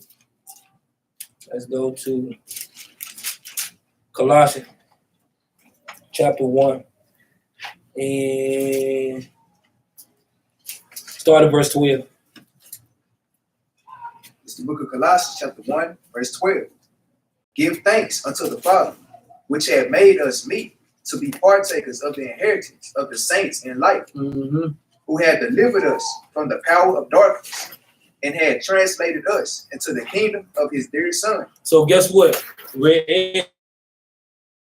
As he was making the earth, or as he was making everything, guess what? He translated us from the dark into the light, right? That's why we the children of the light. But he took us out of darkness and brought us into light, right? Read. In whom we have redemption through his blood, even the forgiveness of sins. Read. Watch this.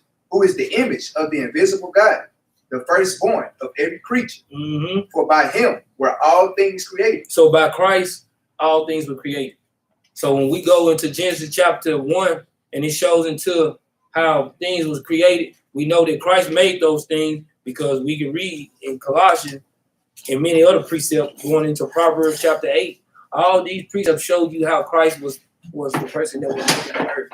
And he was not just making the earth, he was making all the elements and everything that was in it, right? You know? That are in heaven and that are in earth. So he made everything that's in heaven, everything that was in earth, read. Visible and invisible, whether they be thrones or dominions or principalities or powers. All things were created by him and for him. He said all things was created by him and for him. So this is the reason why we give our honor and praises to the Most High and the Son Yahushua, because the Lord gave him dominion to do all these things. No other man had the power to do these things. It was only God's Son that was able to do these things, right? Let's see if we got any more questions. You see, why the Son teach that Christ was Adam and also Solomon with his regeneration doctrine, or regeneration is not spoken of in the Old Testament? How was it not? He said the regeneration wasn't spoken in the Old Testament. This is Joel Martin. Let's see. Joel Martin, I don't know if you're Edomite. What's his nationality? Also in the New Testament. Joel Martin. Let's see if Christ was Adam. Let's see if Solomon was Christ. We can go to Samuel right now. We already there. 2 Samuel chapter 7, verse 12. Show you, brother, that it was, man. Second Samuel chapter 7, verse 12. Boy. This is for the 2 Samuel chapter 7, verse 12.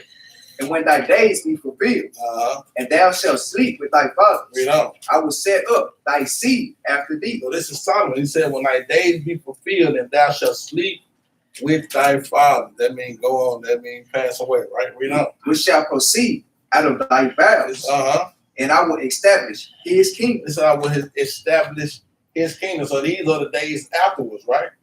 So now we can understand that we're talking about King Solomon, but these are going to be the days afterwards when he sleeps with his father, when he died, right? Then he says, I will establish his kingdom. I will establish his kingdom. Read on. He shall build an house for my name, and I will establish the throne of his kingdom forever. This is where it changes right there. It says, he shall build a house for my name. Knowing that Solomon built the temple. But it says that what? I will establish his kingdom forever. Could Solomon's kingdom could he be established forever? No, because we just read it said after he sleep with his father. We know that Solomon died and passed away. This is going into Christ now, right? Read on. Verse 14, I will be his father, and he shall be my son. Now we're getting into Christ, right? How shall read on? If he commit iniquity, I will chasten him with the rod of men and with the stripes of the children of men. Now we know Solomon was not chastened with the stripes of the children of men, right? We know that this is going into Christ. So we understand that Christ was regenerated, Solomon was the regeneration of Christ. What you want? I'll get anything out of it. Let's hit any point you want to touch on that. Because like he said he gonna establish his kingdom forever. Why would it say he's established his kingdom forever? Let's go to Psalm chapter 89.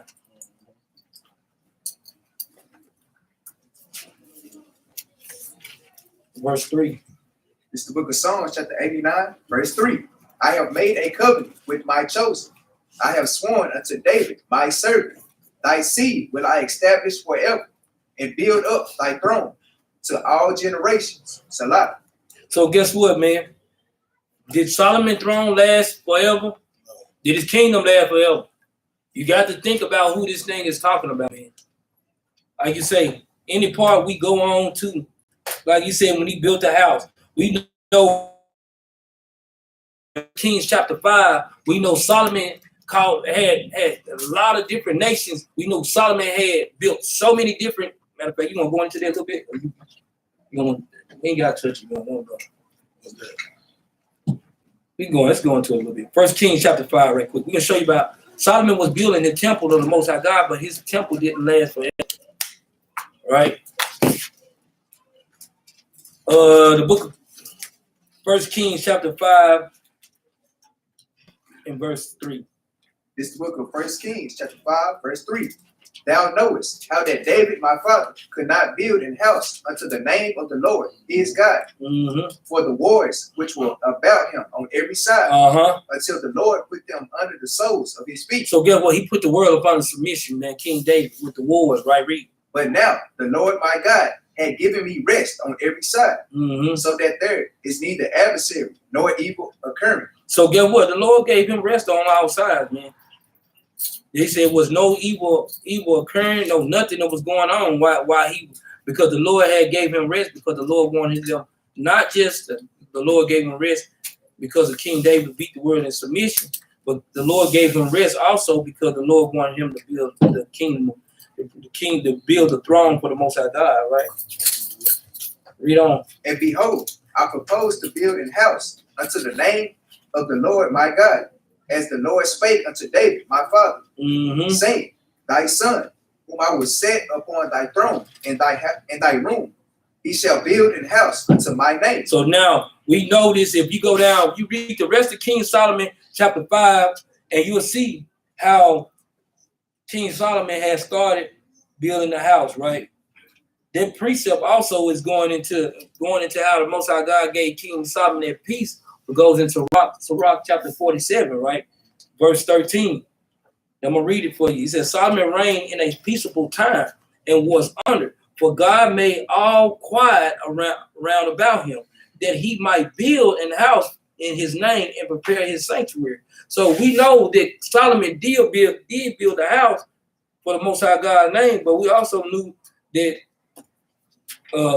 King Solomon's throne or even the temple didn't last forever, right? We did know that. And we're going back. We're going back. Break this thing down. 2 Samuel chapter 7 and verse 13. So we established that the seed that was coming out of his bowels, out of King Solomon bowels, out of King David bowels was what?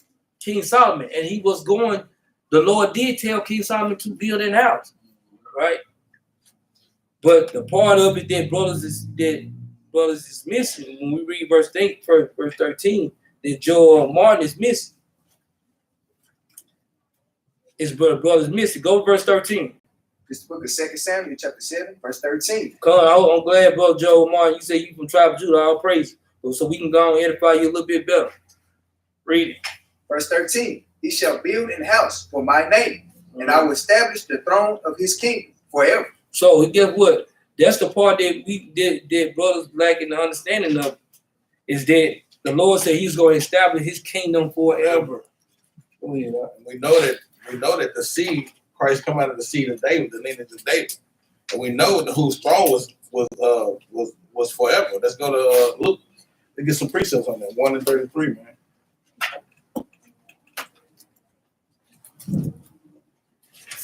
Luke chapter 1, going down into the birth of Christ, man, right?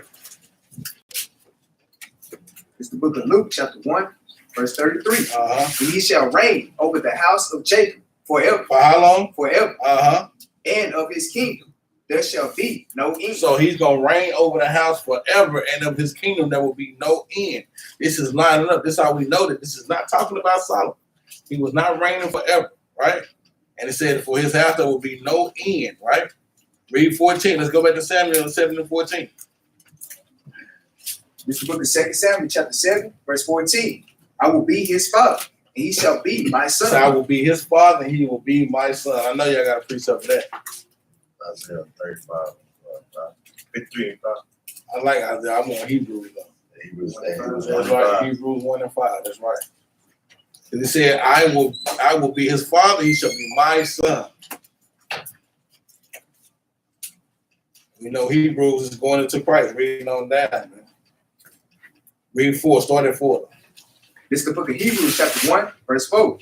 Being made so much better than the angels, as he had by inheritance obtained a more excellent name than they. It said being made more better than the angels. This is going into Christ. Read on. For unto which of the angels said he at any time, thou art my son.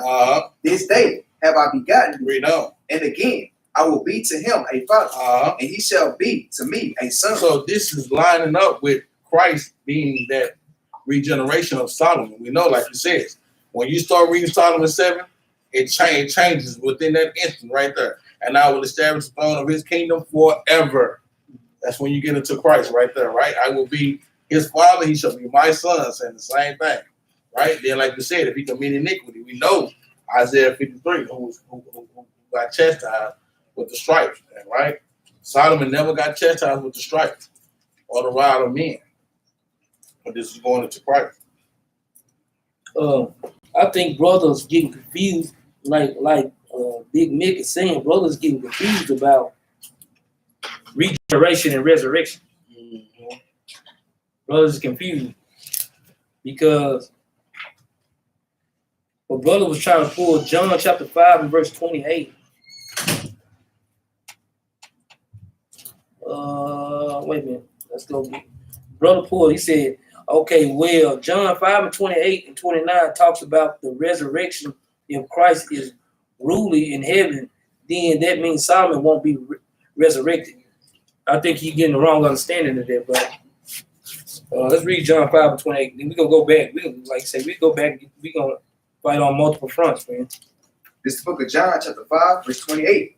Marvel not at this, for the hour is coming, and thee, which all that are, and the grave shall hear his voice, and shall come forth, they that have done good unto the resurrection of life, and they that have done evil unto the resurrection of damnation. That's just going into the judgment day. The dead in Christ gonna do what?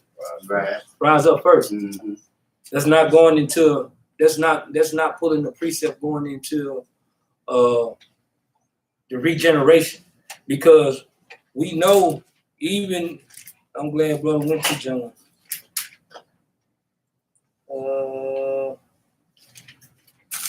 what it say? Even in this, let me see.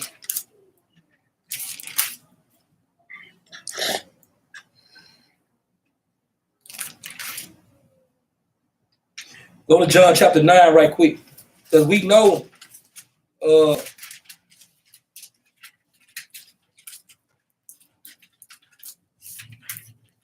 watch this. John chapter 9, start in verse 1. It's the book of John, chapter 9, verse 1.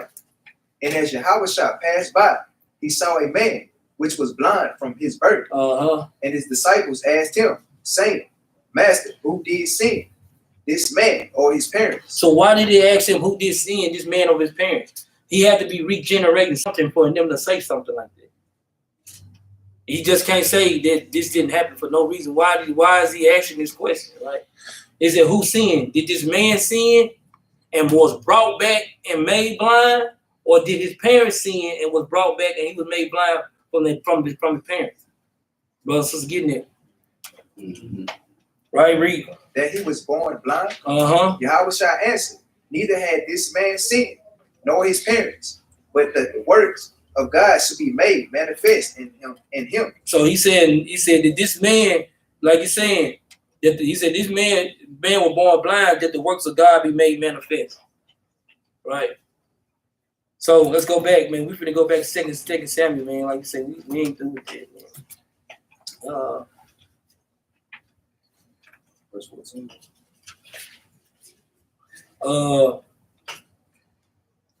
Joel Martin, if you pay attention a little bit longer, we'll answer the question for you. I think we're going through the precept pretty good. Hopefully you can catch it, brother. So he's saying, but he said, but I understand, but some camps think Solomon, Christ, and Adam are the same person. But the thing is, brother, also thinking in this, if you pull John chapter 5, verse 28 and 29, I understand why Big Mick answered the question like that, because you pull John chapter 5 and verse 28, and that shows us that you was thinking about resurrection instead of regeneration. So that's the reason why brother came that route on it. I understand what brother's coming in on that part. But what did you say? Nah, that's it. I'm going to read the same thing. But if he really truly understand regeneration, that's right.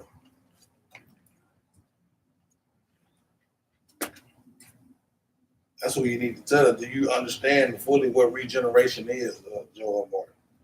He said no. They asked him that because that was the belief of Israel. Christ told them it was not a past sin. Okay. He said no, it was not a past sin. Okay, let's see if we can get another one. Watch this. Brother said it wasn't. Watch this.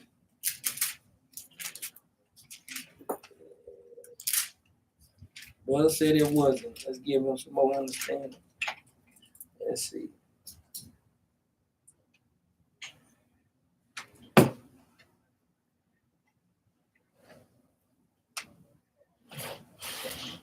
What's this? Go to Matthew 17 right quick. Let's see if Christ saying is Christ saying something about a regeneration. Let's see if Christ said that. Go to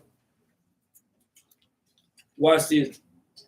Matthew, brother Joel Martin, watch this. This is the proof why we have generation, why regeneration. Matthew 17 and verse 12. It's the book of Matthew chapter 17, verse 12. But I say unto you that Elias is come already, and they knew him not, but have done unto him whatsoever they listed. So guess what they saying? So Christ is telling them that Elias had already came.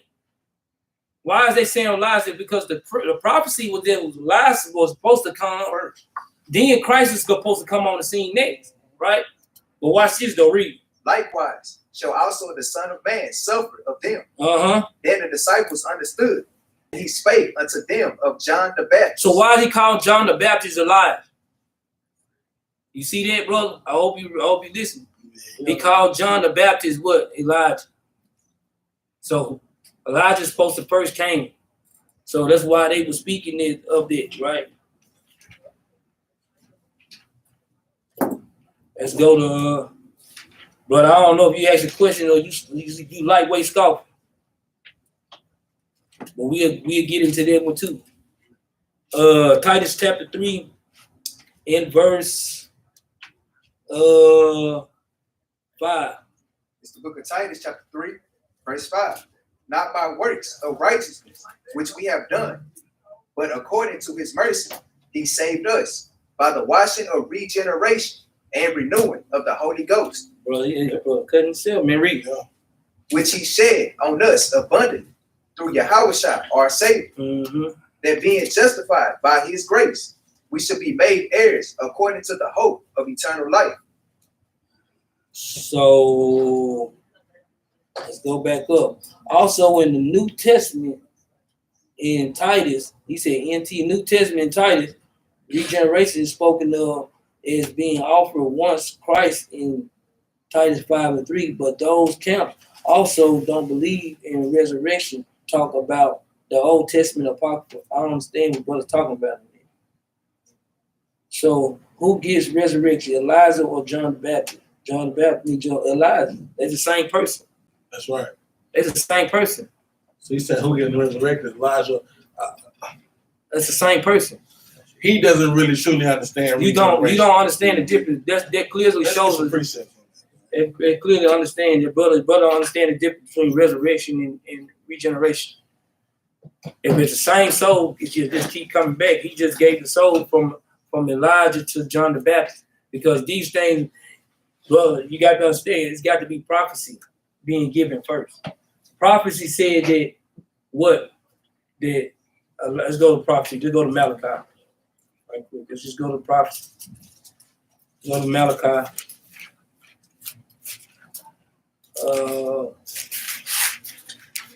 The prophecy, go to Malachi chapter 4 and verse 5.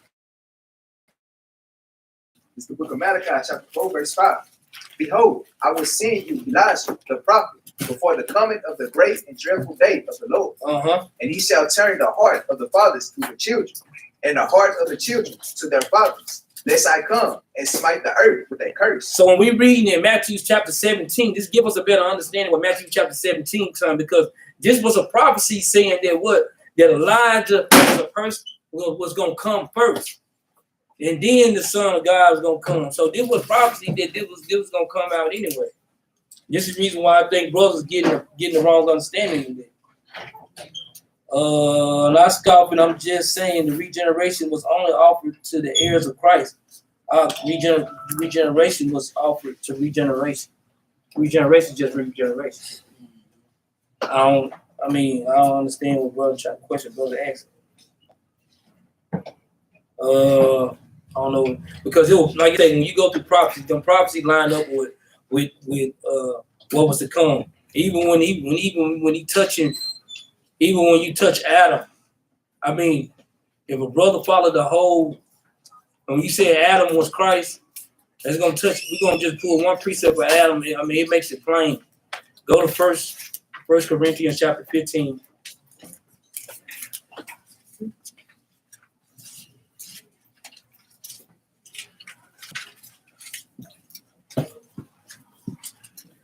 Here we go. 1 Corinthians chapter 15 and verse 47. Let's just make it plain to brother. This is the book of 1 Corinthians chapter 15, verse 47. The first man is of the earth. Let's jump on to verse 45. Get some context, because we don't want brothers to miss it. Verse 45. And so it is written, the first man, Adam, was made a living soul. The last Adam was made a quickening spirit. So he said the first man, Adam, and the second man, Adam, because it's naming two different Adams, right? Read. Howbeit, that was not first, which is spiritual, but that which is natural, and afterwards that which is spiritual. The first man is of the earth. The second man is the Lord from heaven. He said the second man is what? Is the Lord from heaven. And that's clear, brother. It said the second man, Adam, was the Lord from heaven. That's made clear, brother. I hope brother catching it. Let's go back to 2 Samuel. 2 Samuel.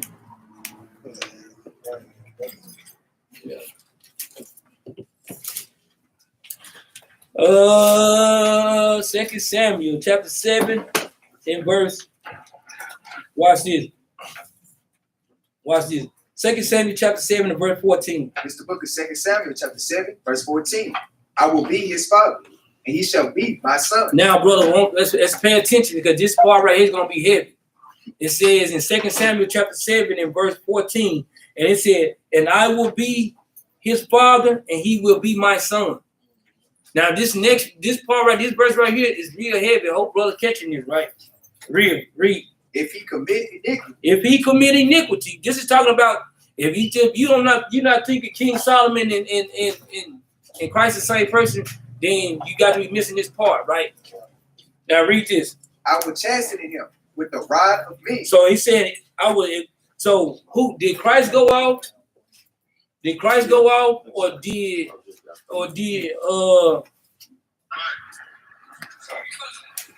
Christ go off, or did Solomon go off? It was King Solomon went out, right? Let's follow along, right? So read that again. Verse 14 from the top. I will be his father, and he shall be my son. If he commit iniquity. If he commit iniquity, read. I will chasten him with the rod of me. He said, I'm gonna chasten him with the rod of me. Y'all hot body, y'all come up in here, don't y'all? Put on, man. Put on low. Yeah, low, man. Them two. Everybody ain't get straight to job. Yeah. No, it's not. Look at the camera. Yeah, not Look.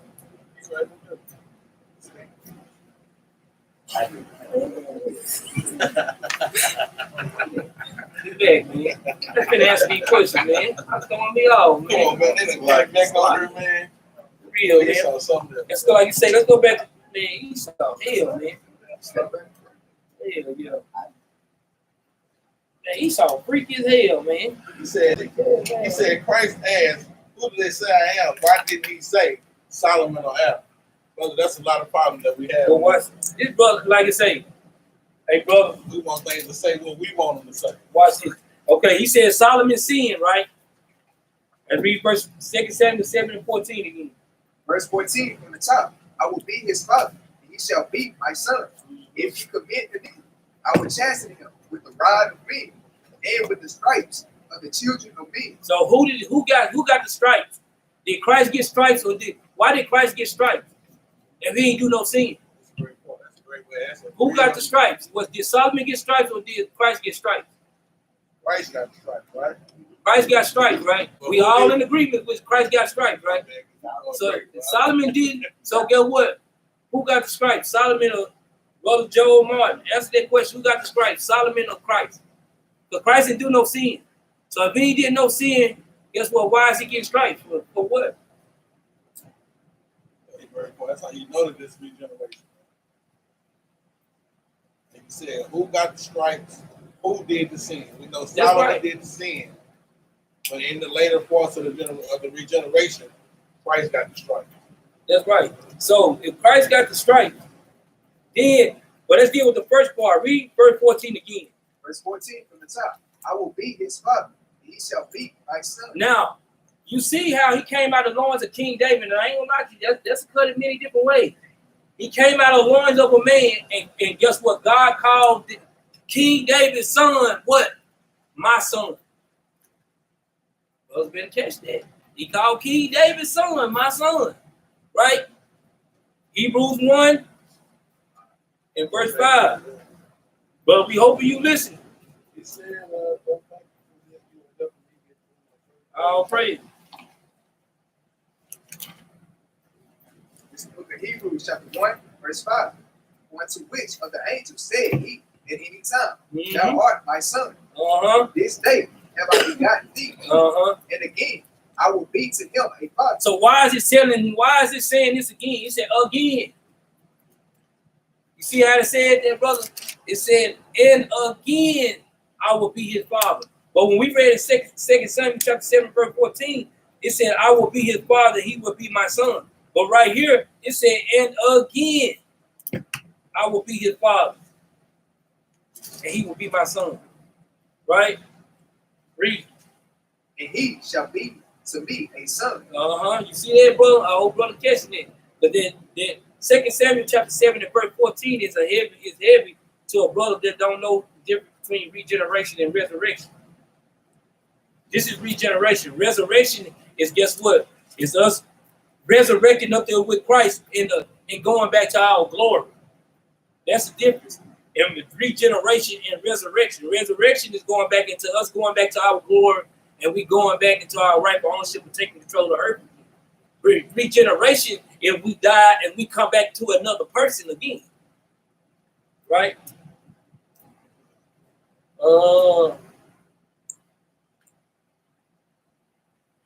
What else you want? That's in the Old Testament. The one Job. What he asked? He said when I said it, Job shows in the Old Testament. I don't know what generation was. I know you gave him one in Solomon. We're gonna just get another one with Job. 14? Yeah. 14 and 13? The book of Job. 19 verse 25. So even like what I was going through, even on the precepts with the brother, like I said, this is another witness in the Old Testament giving you an example of regeneration. Read that right quick. This is the book of Job, chapter 19, verse 25. For I know that my Redeemer liveth, and that he shall stand at the latter day upon the earth. It says he know that his Redeemer living, going into Christ. This is Job speaking prophetically about Christ. Read on up. And though after my skin worms destroyed his body. It says, and though after my skin worms destroyed this body, meaning what? Job was going to die. Read on up. Yet in my flesh shall I see God. It says, yet in his flesh, and resurrect Job. He was going to be back in these last days. Read that part again, Doc. Verse 26 from the top. And though after my skin worms destroyed his body, yet in my flesh shall I see God. Yet in his flesh, meaning what? In the regeneration. It's most like God was going to send his spirit back in these last days. Read on. Whom I shall see for myself. Read that again. Whom I shall see for myself. Read on up. And mine eyes shall behold, and not another. And he's telling it's not going to be another spirit. It's going to be his spirit regenerated in another body. Read on. Though my reins be consumed within me. So that's another example of regeneration in the Old Testament. Give you some more too. Go to Ecclesiastes chapter 1. It's the book of Ecclesiastes, chapter 1, verse 9. No, we're going to start in verse 6. Verse 6. The wind goeth toward the south, and turneth about unto the north. It whirleth about continually, and the wind returneth again, according to his circuit. So guess what? This is the same way our stages of life go the same way. It goes out, it comes back. Goes out, come back, just like the wind. And it makes a big circuit. It goes right back and forth. It comes to go out, comes to come back in, right?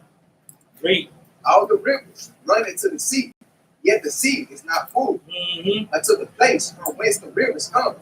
Thither they return again. Jump down verse 9. Verse 9. The things that have been, it is that which shall be, and that which is done is that which shall be done. And there is no new thing under the sun. So it said there's no new thing under the sun. But watch this. He said there's no new thing up under the sun. And this is why that when they was asking Elijah, who are you in the regeneration? And why did he didn't know who, man, that's why they were asking John the Baptist who he was. So like, why he didn't know who he was in the regeneration. This is why he didn't know who he was in the regeneration, because of just one verse, what the Lord said. Read this out. Verse 10. Is there anything whereof it may be said, see, this is new? It had been already of old time, which was before us. Which is before us. Verse 10. Verse 11. There is no remembrance of former things. Neither shall there be any remembrance of the things that are to come with those that shall come after. So guess what? That's why John the Baptist didn't know who he was in the regeneration, because the scriptures clearly telling us that we ain't gonna know who we were like that. And that's what he asked about Job 7 and 9. That's the reason why I was going there. That's a precept to that thing. That is. I'm glad that I touched on that, brother. You got to have ears to hear. Even as you asking your questions, brother's breaking it down for you in real time, brother. So even the answer, read Job 7 and verse 9 real quick. This is the book of Job, chapter 7, verse 9. As the cloud is assumed and vanished away, so he that goeth down to the grave shall come up no more. Read on. He shall return no more to his house. That's the point. To his house. To right? his house, not the Not same. to his house, not the same person, right? Read on. Neither shall his place know him anymore. So if he not coming back no more, why would his place even know him, right? Why would the place have to or to not to know him? Going into the same thing. I hope I'm saying that right. We all can understand what I'm saying. Yeah, that's right. That's right. That's right. You said. So like if I die, why would I go back to my house? And they said neither will his place know him anymore. Okay, so that means that he's gonna see that place, right? That's right. And just like this, as family, nobody else gonna be like, hey, this is my such and such. No, Right. you're not gonna know that person. You're not gonna know that. No, not if you. That was a great precept I pulled that. He pulled that. That go hand in hand with that thing. Because there is no remembrance of former That's right. things. You can't be in the regeneration like John the Baptist. He didn't know that he was Elijah in the Old Testament. Because of this precept right here, we can't remember who we were in the regeneration. But that's why we always say with deja vu, like you've been there before, because you have. You just don't know who you were in those last days. So that's the answer to that precept, brother. Make sure you take that thing down with Capt. Jerubbaal just went over in the book of Ecclesiastes. See who else got something on the board. They bless brothers, sisters got something in here.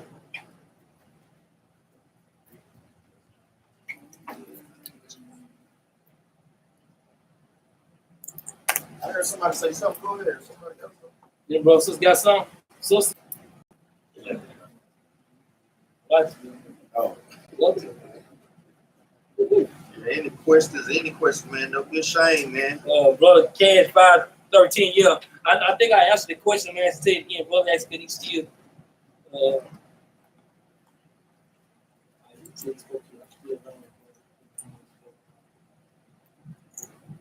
the brother said he just not doing the truth. He want to keep the devil tongue.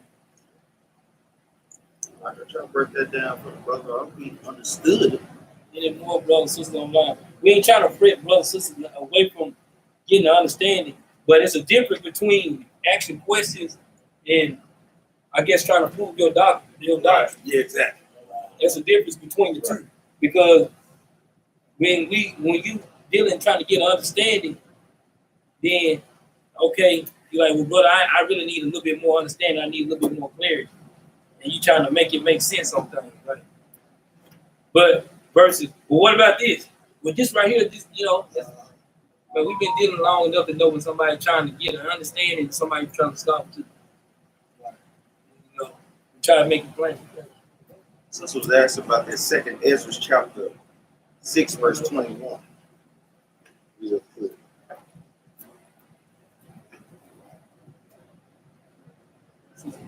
Sister Hannah asked about second Ezra chapter 6, verse 21.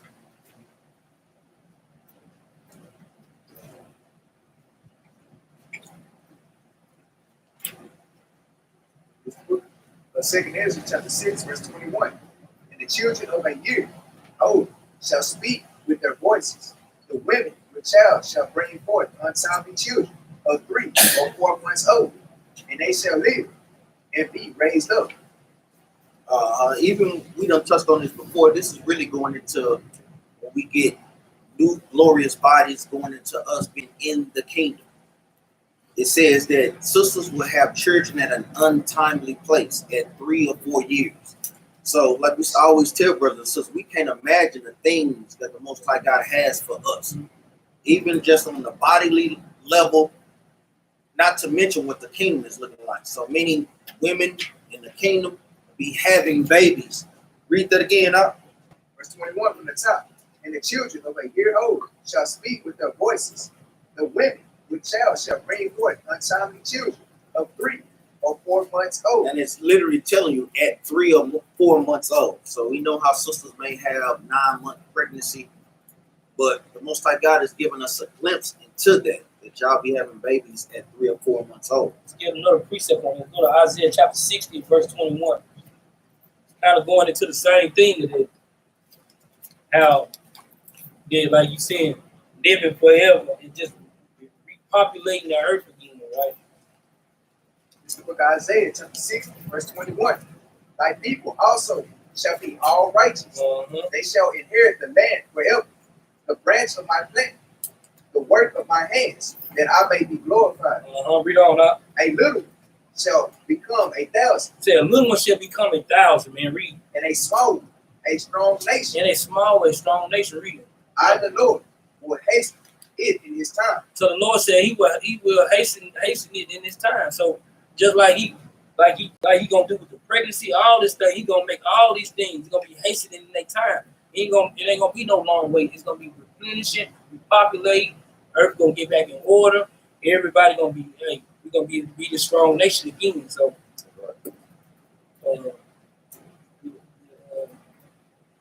hey, come on. What's that? Oh yeah, that was all there.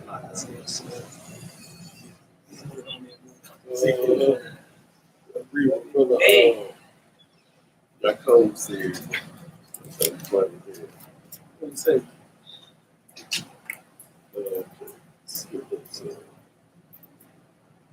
do it on me. Yes, Mr. Postman.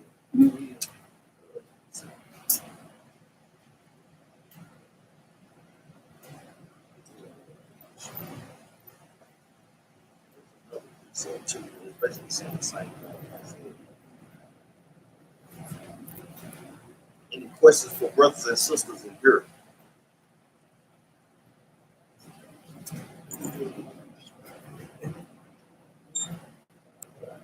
Well, I'm trying to tell you, look at 6 by 7, 7 by 6.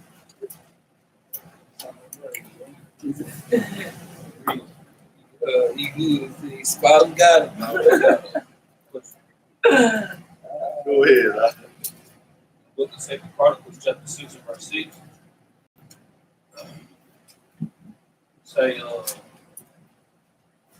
have chosen David to be over my people. They're going into Christ.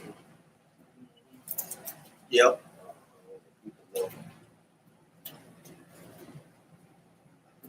Like I said, it's for in that time, but it's also on a deeper level going into Christ. Remember, Job chapter 11, verse 6. A lot of scriptures have double meanings, so you want to make sure that you understand the context of the scriptures, but it's also on a deeper level to talk about Christ. Because when he said, when you read go to 2 Chronicles chapter 6 and verse 6, when you read in the context, this is going and talking about building the temple a lot. 6 and 6, we just read down a little bit. This book of 2 Chronicles, chapter 6, verse 6. But I have chosen Jerusalem, that my name might be there, and have chosen David to be over my people Israel. Now it was in the heart of David, my father, to build an house for the name of the Lord God of Israel. Well, Israel read. But the Lord said to David, my father, for as much as it was in thine heart to build an house for my name, thou didst well in that it was in thine heart. Read. Notwithstanding, thou shalt not build the house, but thy son, which shall come forth out of thy loins, he shall build the house for my name. So guess what? That goes in the, like you said, it wasn't the King David. This right here, precept with 2 Samuel chapter 7. Let's go 2 Samuel chapter 7, which we were reading earlier. So it was good in your heart to want to build me a temple. That ain't good. Yeah, it wasn't fun. That wasn't bad in your heart, but you got too much love, huh? Right. Book of 2 Samuel chapter 7, verse 13. Verse 12. Verse 12. And when thy days be fulfilled, and thou shalt sleep with thy fathers, I will set up thy seed after thee, which shall proceed out of thy bowels, and I will establish his kingdom. He shall build an house for my name, and I will establish the throne of his kingdom forever. Well, now this is going into out of King David vow, man. And this was Nathan the prophet. If you go jump up to 7 and 5, 7 and 4. Verse 4. And it came to pass that night that the word of the Lord came unto Nathan, saying, Go and tell my servant David, thus saith the Lord, shalt thou build me an house for me to dwell in? So this is going into the same thing that we were reading in 2 Chronicles, right? Read. Whereas I have not dwelt in any house since the time that I brought up the children of Israel out of Egypt, even to this day, but have walked in a tent and in a tabernacle, in all the places wherein. Jump down verse 8. Verse 8. Now therefore, so shalt thou say unto my servant David, thus saith the Lord of hosts, I took thee from the sheepcote, from following the sheep, to be ruler over my people, over Israel. So guess what? This is going into, like we just read in 2 Chronicles, all these things, they go one at a time. 2 Chronicles chapter 6 goes into the same thing. 2 Samuel chapter 7 is going into King David and his lineage of the Most High God building his temple. So when he picked King David, he basically was going into the establishing his seed after him, which was going into what? Solomon, and going into Christ. Right?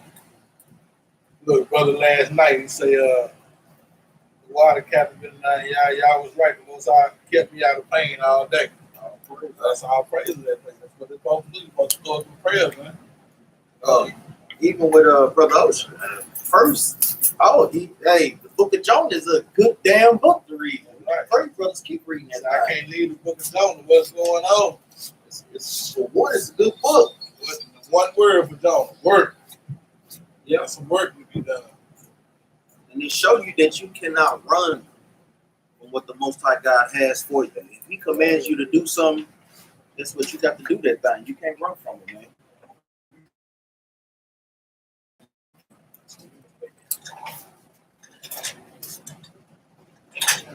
No, you can't run from the work that the Most High God has, the job that He has set up for you.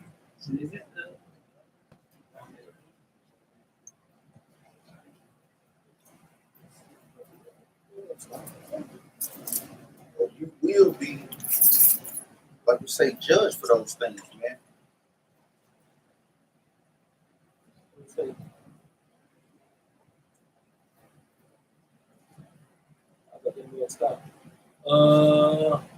Any brothers, sisters got any questions? Got any more questions? Y'all don't. We can go on something else. Keep on going until somebody got a question. Matter of fact, we'll ask y'all some questions. Let's ask y'all some questions. Let's switch about. Hey, got to switch on out. Everybody disagree. We can flip everybody.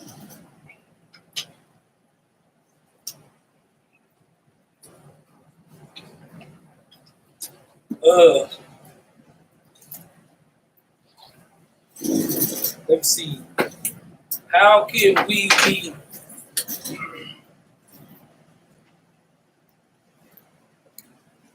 What kind of water did brothers and sisters drink today? Spiritual. You didn't drink no water today. Give me a precept. Oh, Ephesians. That's washing. That's cleansing. What kind of spirit? What kind of water did brothers and sisters drink today? We asked the brothers and sisters online today. What kind of water did you drink today? What kind of food did you eat today? The brothers and sisters watching earlier. 6. See what brothers and sisters got. See what kind of water, what kind of food. 6:53. Bring it out. It's the book of St. John, chapter 6, verse 53. Then Yahweh said to them, Verily, verily, I say unto you, except ye eat the flesh of the Son of Man, Read. and drink his blood, ye have no life in you. Mm-hmm. Whatsoever eateth my flesh, I'll read again. whosoever eateth my flesh, and drinketh my blood, have eternal life, and I will raise him up at the last day. That's good. Well, give me I want some more. I need some more. Whatever we eat and drink. I want to see brothers have brothers think. This atonement, well, we supposed to be eating and drinking though. Guess what? And any brother and sister thinking carnally, guess what? And then you got a lot more working on your spirit. This is a spiritual battle, man. The Lord say, we get the chapter that you read.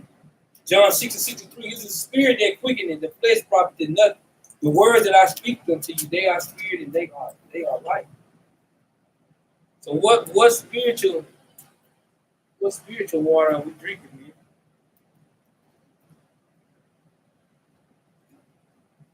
Well, sisters, know. Yeah. First Corinthians Bring it out. 11 and 23 now. See what we got. Read 1 Corinthians 11 and 23. Book of 1 Corinthians, chapter 11, verse 23. For I have received of the Lord that which also I delivered unto you, that the Lord, the house, same life, in which he was betrayed, took bread. Go ahead, huh? And when he had given thanks, he brake it and said, take, eat, this is my body, which is broken for you. This do in remembrance of me. After the same manner also, he took the cup when he had supped and said, this cup is the New Testament in my blood. This do ye as often as you drink it in remembrance of me. For as often as you eat this bread and drink this cup, you do so the Lord death till he come. Wherefore whosoever shall eat this bread and drink this cup of the Lord unworthily shall be guilty of the body and blood of the Lord. Mm-hmm. But let a man examine himself. Hey, hood, you ain't gotta text me, tell me you post it. Now I'll put you on front. Go ahead. But let a man examine himself, and so let him eat of that bread and drink of that cup. But he that eateth and drinketh unworthily, eateth and drinketh damnation to himself, not discerning the Lord's body. See, all them good. And y'all cold, you were close. I said, who was drinking water today?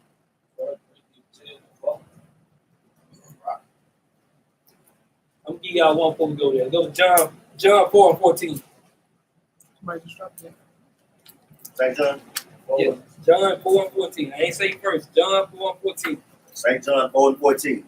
But whosoever drinketh of the water that I shall give him shall never thirst. So guess what, man? I was asking y'all what water y'all was drinking today, because guess what? Everybody want to drink some water right now. We all supposed to be drinking some kind of water today. This is spiritual water, though. We ain't like, you can't be thinking carnal now. We talking to the people that know the law. We ain't talking to people that don't know the law. We talking to people that know the law, right? We talking about spiritual water, right? Read. But the water that I would give him shall be in him a well of water springing up into everlasting life. So this is the water that we want. We don't want that water that's going to quench the thirst for a few minutes. But guess what? I guarantee you, after brothers and sisters come out to fast today, guess what's going to happen? You're going to drink a little water, eat a couple fruits, and guess what? You're going to feel like you can fast a little longer. Every time.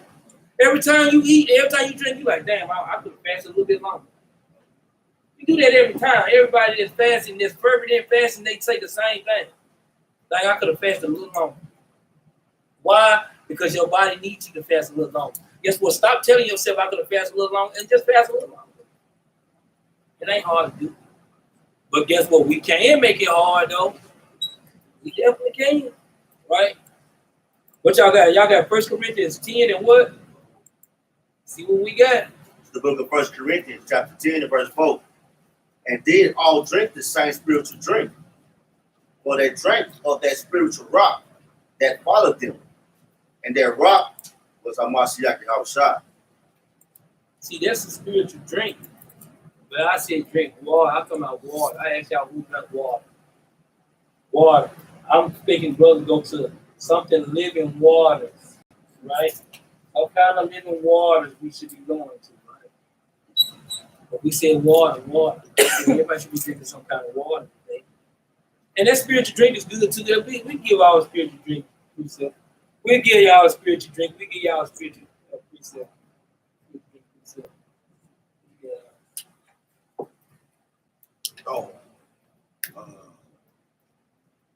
I know we was asked this yesterday. real quick. I know we constantly go over these things. Who can name the 7 captivities in order? In order, real quick. We want to take a shot at it, man.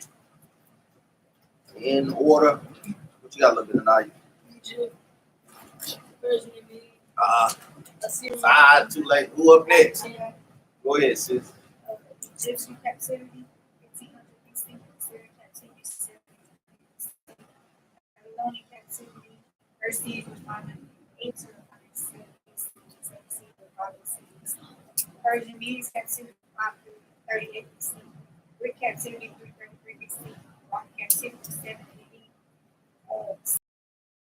Give you a spirit of ritual learning. That's something that brothers and sisters can pray for in this walk, man. I said that's kind of why we go over things over and over and over again.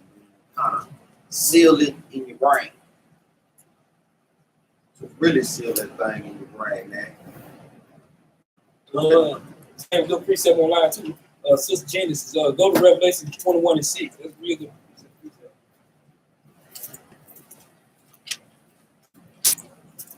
Real good precept.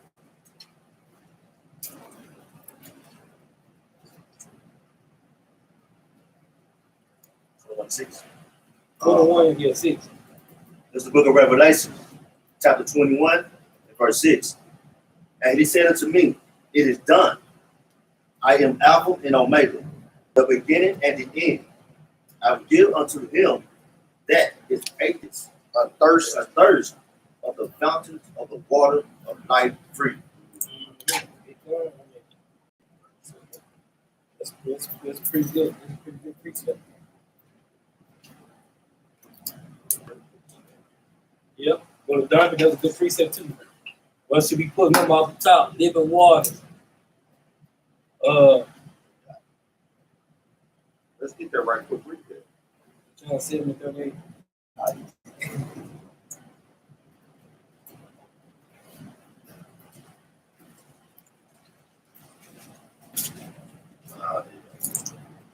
Book of St. John, chapter 7, verse 38. He that believes on me, as the scripture has said, out of his belly shall flow rivers of living water. Like we said, even with the brother was saying, even bringing that precept out, we know what belief is. Belief is also going into what? Let's get there right quick. Sirach chapter 32, verse 24. We know a lot of times Christians take belief as just a word only. But belief in the Bible is an action word. Meaning you have to do something. You have to show the Most High God that you believe on Him. It always comes behind action, man. Always, man.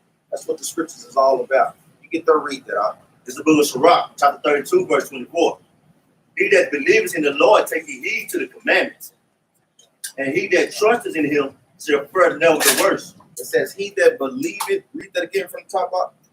He that believes in the Lord take heed to the commandments, and he that trusteth in him shall fare never the worse. So if you believing on the Most High and His Son, Yahweh Shah, guess what? You're going to take heed to the commandments. You know, no ifs and buts about it. You'll be partaking in the Day of Atonement. You'll be partaking in the Feast of Dedication. You'll be partaking in, guess what? The commandments that He has given us, all 613. So, like we said, we got to make sure that we don't make excuses even in this walk. You know, even for the brother, that was a testament to that, with the brother partaking in sauce, them not taking his medication or whatnot. You know, like we said, that's what this fast is for, to afflict our souls, man, to afflict our bodies, man, to make sure that we're setting discipline within ourselves, man. That's one of the main things, like we always reiterate, we lack discipline and order as a nation of people. You know, for the sisters, it's emotions. Sometimes for the brothers, it's emotions. You know, we cannot give our bodies the things that it wants, man. And that's going to be a constant battle, man. Let's go to the book of Galatians. It's going to be a constant battle, man. Galatians chapter 5, verse 17. And that's the fight that we got to fight. Those are the conditions of the battle, man. This book of Galatians, chapter 5, verse 17. For the flesh lusteth against the spirit. Read that again. For the flesh lusteth against the spirit. So the flesh lusted against the spirit because your body, your members in your body is telling you to go off. It's telling you to break the commandments. But by you fasting, by you having discipline, guess what? Your spirit is telling you no. Hey, I fear God. I fear the judgments that he will bring on me if I don't stay on this straight and narrow path. Whether brothers is dealing in homosexuality, sisters is dealing in homosexuality, when you dealing in eating pork, whether you dealing with trying to stop celebrating your birthdays, keeping these wicked holidays, whatever it may be, if it's not according to the Bible, guess what? It's going to be a war within that. You want to make sure that your spirit is winning the majority of the times. Read on out. And the spirit against the flesh. And these are contrary the one to the other. So meaning they're constantly at odds with one another. So even like with the sister asking, do we ever fully stop having wicked thoughts? And the answer to that is no. You're going to constantly, guess what, be at odds one with another. But you want to make sure that you're winning that battle more than you are losing. That's the condition. That's why even like I put on there, that's why we constantly God dating, man. Read on. So that ye cannot do the things that ye would. And that's the point of that scripture, man. That point right there is heavy. So we cannot do the things that we would. Like we say, some brothers may want to go and smoke weed. Some sisters may want to go and smoke weed. Some sisters want to be out of order with their husbands. Guess what? Some brothers may not want to guide their family. But guess what? The spirit is telling you, no, I cannot do that. The spirit is telling you, 1 Corinthians 3:16. The spirit is telling sisters, read Sirach chapter 26, verse 14. Those when brothers and sisters are dealing with certain things, that's why we try to teach brothers, even amongst the badass. Think precepts. If you're dealing with a particular spirit, we guarantee, guess what? It's a particular spirit to deal with that damn lust or that particular spirit, man. So these things are very, very heavy, man. Read verse 18. Verse 18. But if ye be led of the spirit, ye are not under the law. So if you led by the spirit, you're not under the law. Christians, we know, abuse this all the damn time. Meaning what? If you're led by the spirit, meaning what? Keeping the commandments or the words of God, guess what? You're already keeping the law. That's just a basic breakdown of that scripture. It's nothing deep or anything. Or just chapter 28. Just a quick overtake of. I know Sister Odetta Price was asking for a breakdown. Sirach chapter 28, verse 1 through 8.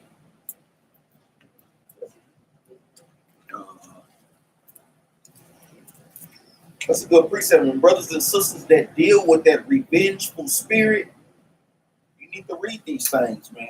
So when you read Sirach 28 and verse 1, like you say, well, I was breaking that thing down, what precepts should be bringing in? Read that. Say it again. Read Sirach 28, 23, 1 right there. This is the book of Sirach, chapter 28 and verse 1. He that revenges shall find vengeance from the Lord, and he will surely keep his sins in remembrance. So you will pull Deuteronomy 32 and 35 for that? No, that ain't gonna work. Got Proverbs 20 and 22. 32 and 35. I kill and I make a lie. That's No, what that's it's 39. 39. Yes. See what Read you that got. right quick. Maybe I'm off. Which way on the read? 30 what I call 35. Deuteronomy 32 and 35. Let's see what he got. Okay, that's good. This is the book of Deuteronomy, chapter 32, verse 35. So lock you on that one up. To me belongs vengeance and recompense. Their foot shall slide in due time. For the day of their calamity is at hand, and the things that shall come upon them make haste. That's a great So precept. it is. And then also precept with that was what? Romans chapter 12 and 17. That's All right. praise, All praise. All praise. And you also, like I said, you also precept that move with Romans 17. You got to have that Romans 17 with that move. Romans 12, 19. That's all the way. Romans 12 all the way down. Yeah. All the way down. Like I said, brothers and sisters are dealing with that. Hey, you don't have to kick that spirit, man, because you can't be going after the Day of Atonement dealing in that particular type of spirit. Like you say, that's what the Day of Atonement is for, to forgive your brother and your sister the offense that they have committed for you. You don't need justification justification from them. As long as you being justified in the eyes of the Most High God, that's what matters. You know, a lot of times brothers and sisters try to take it upon them to want to make people admit their wrongdoings. They should do it, but guess what? If they don't do it, they're going to be judged by the Most High God. They will. And that's the true statement. You can try to play like you want to, because guess what? They might not agree with you for what you bringing out. But when you go and thus said the Lord and they don't agree, guess what? They're going to have to, hey, you get brought up on their penalty. I mean, go to verse 2, Verse 2, forgive thy neighbor the hurt that he hath done unto thee. So shall thy sins also be forgiven when thou prayest. So guess what? What precept brother should be pulling for that? Mark 11:26. Or Matthew 6. All these things go with that, right? Matthew 18:21. 1 John, go to 1 John chapter 4 right quick. 4 and verse 20. The book of 1 John, chapter 4 and verse 20. If a man say, I love God, and hateth his brother, he is a liar. For he that loveth not his brother, whom he has seen, how can he love God, whom he has not seen? See, y'all get that. How can you say you love your brother, you hate your man? For he that loveth not his brother, whom he has seen, how can he love God, whom he have not seen? That's a real good question, man. That's one of the best questions I ever heard in my life. You ain't seen God, but you say you love him. But you got your brother right here that you see every day, and you say I hate him. Right? Read. And this commandment have we from him, that he who loveth God loves his brother also. So guess what? Just how you love God, you gotta love your brother also, right? How you say, and these things coupled with Matthew chapter 6. I know I touched on the. You want to get the quick precept on it? I know. See, he hit it right on to the money. Get straight to it, man. Galatians, the ultimate. I'm talking about straight to it, right? Go back to Sirach chapter 28. Hey, brothers, I know brothers. I don't know all the brothers and sisters that's watching online, but I know brothers and sisters in here should be able to precept this thing out. Y'all should be, if you're not precepting it out, guess what? Brothers and sisters should be writing in their notebooks. Guess what? Even Captain, guess what? Y'all got a good precept earlier. I had it on one side, but I didn't have it on the other side. That's right. So I'm gonna put that one on the other side, but I didn't have it right there. Right? Why you think brothers be like, guess what? I might not remember all the precepts, but I promise I get my swizzle in my hand. I know which side of the Bible I got. That's the point. I just know where it's at. And that's where you have to get familiar. I know sometimes with brothers that may forget certain precepts, but if you, and this is a testament on if you're reading enough, you should know your Bible. Like you said, just like I perfectly put it, I don't know particularly where it is, but I know if I flip through enough, I know it's on one of these sides. That's if right. You going in your Bible enough, man. Only way that happens, you got to be going in your scriptures enough, man. That is the only way. If you're not doing that, you won't have it, man. That's right. Just like we went to, I pulled 1 John 4 and 20. I didn't know exactly what precept I was looking for. I knew it was in 1 John somewhere, but I knew it was on this side. And get what I flipped straight to out the ego right here. And I know where to put it at because that's exactly what I did. Right? Because like y'all said, if you read your Bible, it shows that you read. If you're not reading, because I'm gonna tell y'all something too. A lot of brothers get complacent in one part of the Bible. You can't do it. The Lord say what? Lo, I come in what? So if you get complacent on one part of the Bible, then you don't know the Lord, man. You probably know his hand or his feet, but you don't know what his mind thinks and his eyes is looking at. In the direction he going, right? Boy, this book was not lit up. Hey, Yaakov, don't put him on 300 seconds. Kick him off that mud. Yeah, kick him off. Say he's gonna put him on 300 seconds. Kick his thing on. Well, I'm trying to tell you, man. Hey, Esau, man. Go back to that Sirach. Verse 3. Yeah. 28:3. It's the book of Sirach, chapter 28, verse 3. One man bears hatred against another, and does he seek pardon from the Lord? He said, one man buried hatred against another. So if you hating your brother or you hating your sister in your heart, and you want the Most High God to forgive you, that's a question that he's posing you, man. That he's posing brothers and sisters that's dealing in that particular type of spirit, man. You know, we done seen it. Where the scribes and the Pharisees, they was going fast until they had killed Paul, man. Question for brothers and sisters in here. After the Day of Atonement, any matters that brothers and sisters have in their heart, it's good to let it go. But the question is, just because I forgave you, do I got to still fool with you?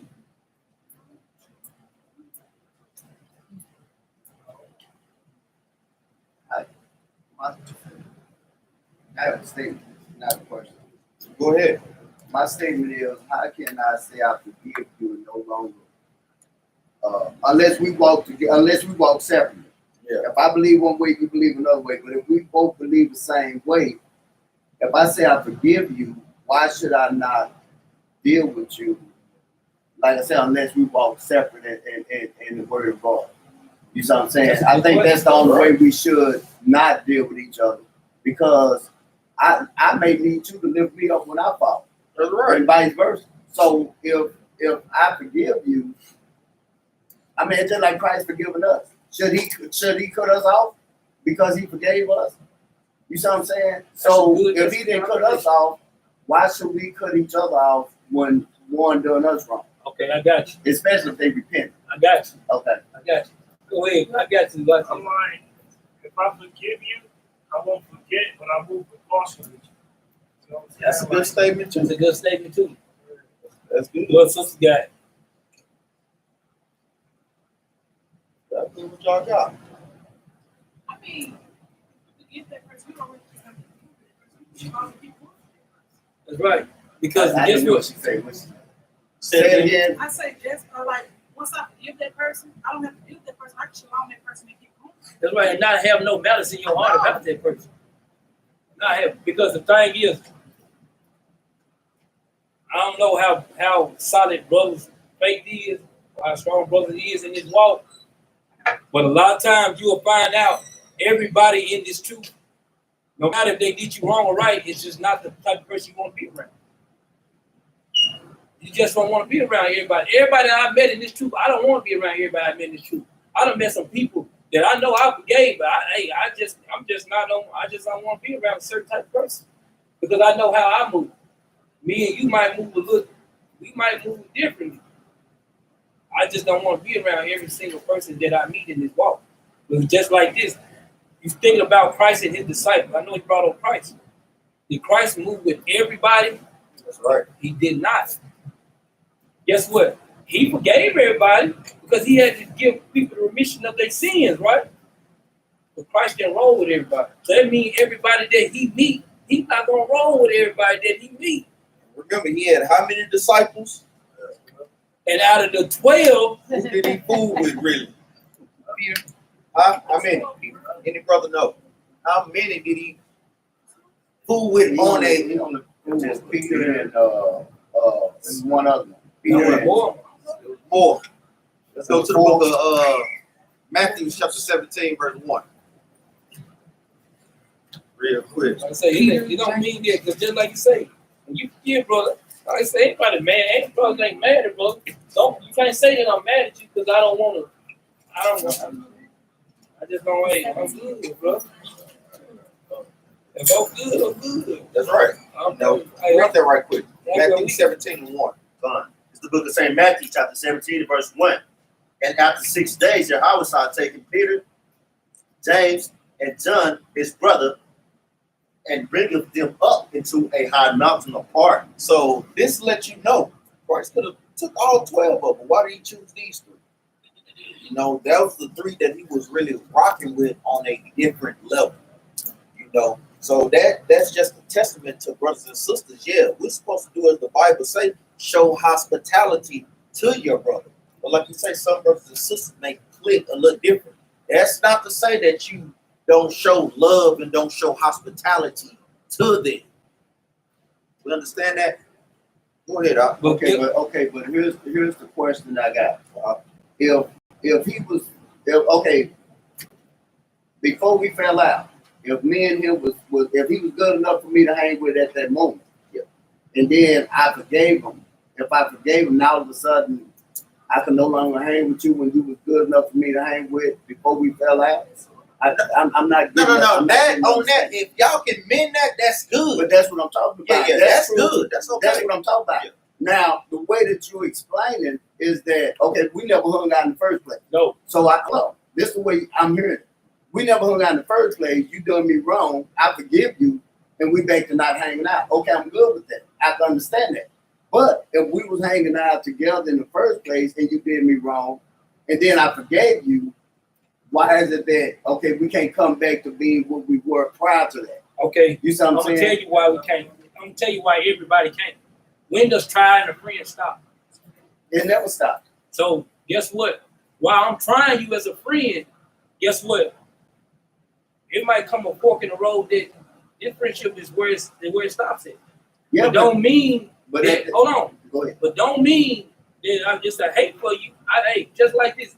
Just because if I deal with you every day and I just stop dealing with you, does that mean I hate you? No, that don't mean that I hate you.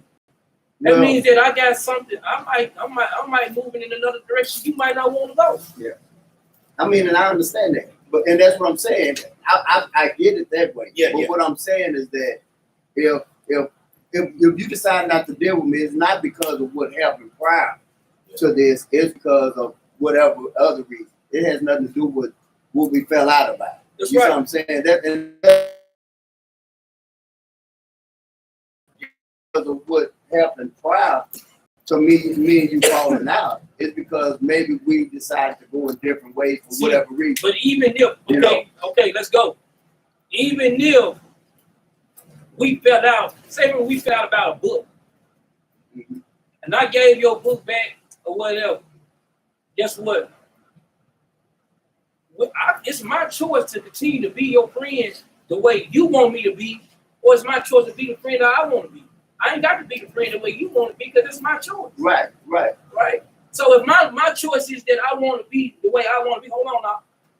If my choice is to be where I want to be with that, that's my choice. Yeah, I'm not disagreeing. But I'm just saying, but that don't mean that I hate you, but that's my choice. Okay. I have a right, just like you got a right to say, well, you should be like this. Well, I'm telling you, I am the way I am with how I feel about it. So I got my choice too, right? Yeah, I want to read this real quick. Let me read this real quick. Let's go to the book of Sirach, chapter 6, verse 1. You already know we there. That's the reason why I wanted to explain it, because I already know we finna go to this next part, right? This is the book of Sirach, chapter 6, verse 1. Instead of a friend, become not an enemy. And that's very pivotal. You know, instead of a friend, don't become a brother or sister's enemy. Because we can't be enemies in this walk. Right. You know, that's the main thing. But you don't have to be buddy, close. You want to make sure that, guess what, you use hospitality one to another, like how we're going to go to after this. Read that again from the top, though. Instead of a friend, become not an enemy. For thereby thou shalt inherit an ill name, read on, shame, and reproach. Even so shall a sinner that has a double tongue. So when you're doing those things opposite of that, that's how you can come up with an ill name.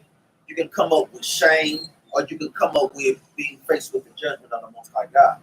So it's just about how the relationship. Now, like we said, it goes both ways.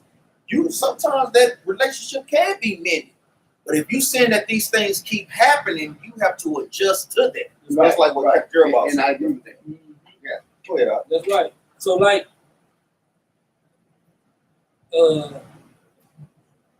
jump down to verse 7. Watch this. Verse 7. If thou wouldest get a friend, prove him first. So if you get a friend, you got to prove him first. Guess what? Like I said, when you go time after time on different stuff, like, hey, this brother's not gonna change, man. I just can't. I mean, I love brother, but I can't deal with them like this. If you seeing this over and over again, they just not gonna change. Hey, just back off from that brother or sister. Okay. It don't mean that you hate them. Okay, I just, shalom. Guess what? They need my help. If I can help them with anything, I'm gonna still help them be there as a brother's supposed to. But no, I'm not. Am I gonna go? oh, well, we can throw a party over here. Am I gonna go to it? No, I'm not gonna do that. Because we're not on that level like that no more. Because I tried you as a friend to try to bring you in close to me like that, but it did not work that way. But since it didn't work that way, so guess what I have to do? I still love you as a brother. There ain't no hate, no malice in my heart, nothing about it. I just got to move a little different. You know what I'm saying? Yeah. Even though we once was like that, right? That's why I say it's certain people that I've been to when I was in this walk. Well, I'm telling you, I'm talking about love these brothers, but hey, 1, 2, 3, 4. How many times, bro, you gonna keep doing this? To the point like, hey, I mean, Yeah, because like at the end of it, you have to guard your spirit too. A lot of times those things can pull you out the spirit. And a lot of times Satan used that as a device. But go ahead, watch this. Just read on though. If thou would get a friend, prove him first, and be not hasty to credit him. Be not hasty. Said, be not hasty to credit him, right? Because you don't want to credit people all the time. You say, oh, well, that's a good brother. Then you find out, oh, man, damn, that really wasn't a good brother. You can't keep saying brothers, because a lot of people give people titles, right? They'll be like, ooh, brother, he should have been a deacon, or he should have been a captain. I don't give people them titles, because guess what? Then that brother and sister do something, then you be like, don't be hasty to give people credit. That ain't where it's at. We can get ourselves in trouble with this. Guess what, man? Hey, we know, right? We don't. But some man is a friend for his own occasion. Some men are friends for their own occasion. Listen to how the scriptures is read. That's why we brought it out. You ain't bringing it out for no reason, right? But we don't. Right. And will not abide in the day of thy trouble. So when we going through little, we go through little stuff. And you guess what? Trouble abound. Give a brother and sister turn their back man sometimes, right? But read on. And there is a friend who, being turned to enmity and strife, will discover thy reproach. Guess what? Here it comes. They're going to discover your reproach. Everything that you talked about to their brother and sister, now all your business out here in the street that you provided to that person, right? This was your friend, though, right? Read on. Again, some friend is a companion at the table. It ain't damn sure a companion at the table, though, but watch this. And will not continue in the day of thy affliction. So, but when you go through things, guess what? They don't want to sit there. Guess what? You got to put your toe on the line and let's make this fight together, right? When we're sitting at the table having a good time, having a real good time, but when the decision has to be made, now some people want to tuck their tail and run, man. It's just where it is, man. Everybody's not gonna stand in this fight like this with you, man. Like in 1 John said, if they was with us, they would have achieved with us, right? Everybody, I'm talking about a person that's trying to be a friend to a person, right? But read on. But in thy prosperity, don't read. it will be as thyself, and will be bold over thy servant. Guess what? He be right there beside you. When we running it, guess what? Yeah, it's what we doing. You got to be. Nah, read on. If thou be brought low, it will be against thee. So, but when they what? If thou be brought low, it will be against thee. That's why we got to keep making watch on when you trying to friend. All these things matter. When a person brought low, guess what? Now when a person, you got people on council. Now, guess what? He trying to bring you down. She trying to bring you down. It's not working. It's not working. Everybody going tit for tat. But we were just brothers. Or we were just sisters. It's not supposed to be that way. If we just can't deal on that level, hey, it is what it is on it, right? Because trying a friend state, when you read, when you really want to know how to try a friend, Sirach chapter 6 is hey. Yeah, it's a beautiful chapter that brothers and sisters need to examine daily. I'm talking about daily, man. Right? Read. If thou be brought low, it will be against thee, and will hide himself from thy face. And he gonna get what when you brought low, he ain't nowhere to be found. He gone. And watch this next part. Separate thyself from thy enemies. So what?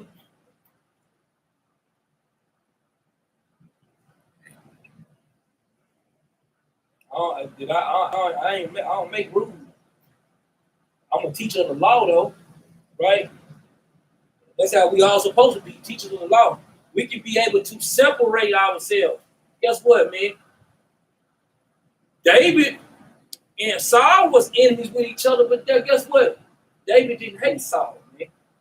There's some enemies that was a real enemy. There's some people that's your brother that still try to be your enemy. Guess what? But we got to accept these things, though. Right? It don't mean that you want to, because David could have hurt Saul. Right? He could have hurt Saul so many times, but David didn't take that route, man. Because eventually he put his emotions to the side and kept the law. That's right. Man. That's what we got to learn to do. You have to put emotions to the side. You have to learn to put the laws over our emotions and the way that we feel. A lot of times when brothers and sisters are doing that, we tend to be better off, man. That's right. Watch how they use enemy and friend the same way. Watch this. Read verse 13. And take heed of No, thy 13. Read 13, the whole thing. Separate thyself from thy enemies, Mm-hmm. and take heed of thy friends. Y'all see that? It says, separate thyself from thy enemy and take heed of thy friends. Why are they using it together? Because an enemy and a friend can be the same person in one. He's in front of me. Not to say that, like you say, every brother and sister, we know brother and sister, hey, we love every brother and sister, but everybody is not your company. Guess what?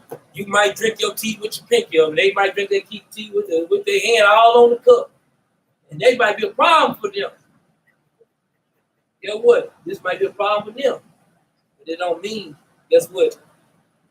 Because a lot of times people fall out for small little. Oh, and I'm going to tell you. It be so little. That small stuff right there, that SHIT wicked as hell. What it is. You have to really check your spirit on that because you let feelings get involved, man. And it do be the smallest thing. To the heat of the matter, you just what you mad at? pull your beard out. Sister put 3 crackers on his communion that we and put And a half on mine. look, man. Okay. Man, well, brother came in, he had a spirit on him, and I could see the spirit on him. So when I tried to shalom him, he didn't shalom him. But did you see a spirit on him first? Yeah, I seen the spirit on him. But if you see the spirit on him, why is you messing with that man? Sometimes just say shalom and just keep it moving forward. Bro, you said you seen it. And this is what you got to do. Give me 1 Peter 4:9. We're going to come back real quick. Oh, no. Let's go into this. Like you said, instead of becoming a friend, just don't become an enemy. Just don't. That's it, man. You know, a lot of times these things, hey, most I got to build those things up in due time, man. You get there, read that out. It's the book of 1 Peter, chapter 4, verse 9. Use hospitality one to another without grudging. Read that again. Use hospitality one to another without grudging. It says, use hospitality one to another without grudging. Meaning what? When we come in amongst each other, sisters show hospitality, brothers show hospitality. Keep it at that. And guess what? Be sincere about the hospitality because the Most High God is seeing it. You know, be sincere about those things. Do what the scripture is saying. Do nothing more, do nothing less, man. And over a period of brothers and sisters applying those things, maybe a relationship can get back to work. And maybe it won't. But you have to accept either side of those things as well, man. Give me Titus chapter 1, verse 8. Well, I've been looking for this precept for a long time. What precept? This one, man. I don't think I'm like that, but it's got to like that, man. All right, but look forward to it. It's the book of Titus, chapter 1 and verse 8. Be a lover of hospitality. Read that again, huh? Be a lover of hospitality. We have to love to be hospitable to one another, man. Like I said, you go in there and smile and give Esau the biggest smile when you go in and work, and you know damn well he hates your damn guts. You know he don't like you. You go in there, hey Tim, man, what y'all do this weekend? Watch him for me. For real. Then come up in there, shalom. No, man. Like I said, these are some of the spirits that we have to turn down off of one another, man. Really showing love. Because we get it all the time, man. It's a deep hatred among our nation, man. It's a deep hatred, even for brothers and sisters in the truth, let alone without the truth, man. Because I ain't gonna lie, I got to even ask for forgiveness because I was on the phone with my homeboy, man. Back at the crib. He's so much a bigger coon, man. He's like, Billy, that go John, why block him for me. I'm like, man, you won't get your ass off my damn phone, man. We just got finished arguing for about 30 minutes. He get on there and see Esau, oh man, he kissing. Well, I can't take this, man. That's what I told him. I said, you better be glad you're going in front of me. I said, well, we probably be fighting yourself, man. Read on up. A lover of good men, sober, just, holy, temperate. And like we said, temperate is going into you're able to have self-restraint. That's also something brothers and sisters must pray for. You have to have self-restraint and self-discipline. You have to have those things, man, especially when brothers and sisters are not in the spirit. That's when the Most High God is going to test brothers and sisters to the extreme. You know, you can't let brothers and sisters that are out of the spirit pull you down, pull you out of the spirit. You have to learn to gravitate within that word, especially brothers and sisters that have been in the truth for 1, 2, 3, 4, 5, 6 years. If you're not able to shake those things, man, you have to start digging deeper. Really digging deeper, soul searching, and maybe see if you're fasting enough, praying enough, going to the scriptures enough, seeking counsel enough, and applying the scriptures enough, man. You have to take these things to the next level to build your spirit up. Like we said, the brothers and sisters are still having the same problem that they're having when they first got into the truth. That takes some soul searching too, man. Like we said, this truth, that's one thing that we push in Battle Axes, man. Growth, man. Growth, man. Knowing more precepts than you did last week. Being more spiritually built up than last week. Being able to, guess what, atone better next year. Years before. That's what this truth is all about, brothers and sisters. Because and look here, when we among your peers, look, it's like, man, I've been around being life for some years now. So look at his growth from when I first met him to right now. 100% I seen growth. Being around certain brothers and sisters, 100%, we should both be seeing what? Seeing their growth. All brothers and sisters, we supposed to be seeing growth on brothers and sisters, man. Guess what? Brothers, you should be seeing brothers like, dang, brothers getting all right with them precepts, ain't it, man? Man, sisters showing up, man, sisters showing like, damn, well, sister locked in, ain't you? Well, sister fervent in this thing, man. Sister ain't being wavered. Can't nobody pull us out the spirit. Well, sister locked in. Man, that's how everybody should be. Hey, this time of the year, if brothers and sisters not locked in, guess what, man? We can be locked into trouble, man.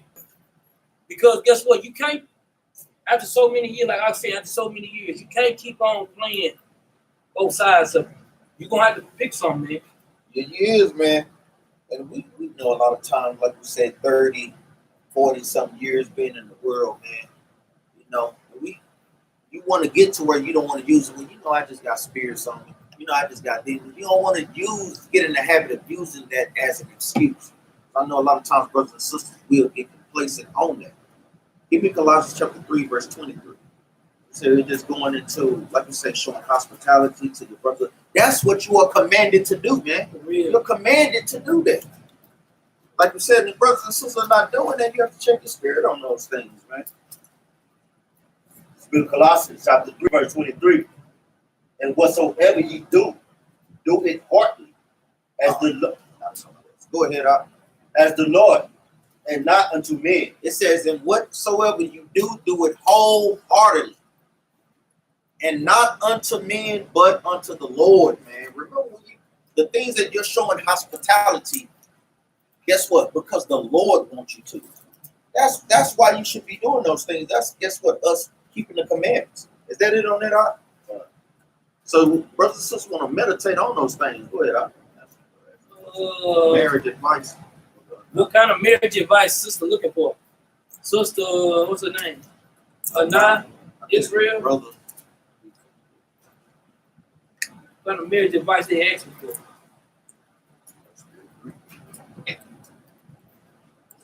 Shalom to everybody that's in the chat too.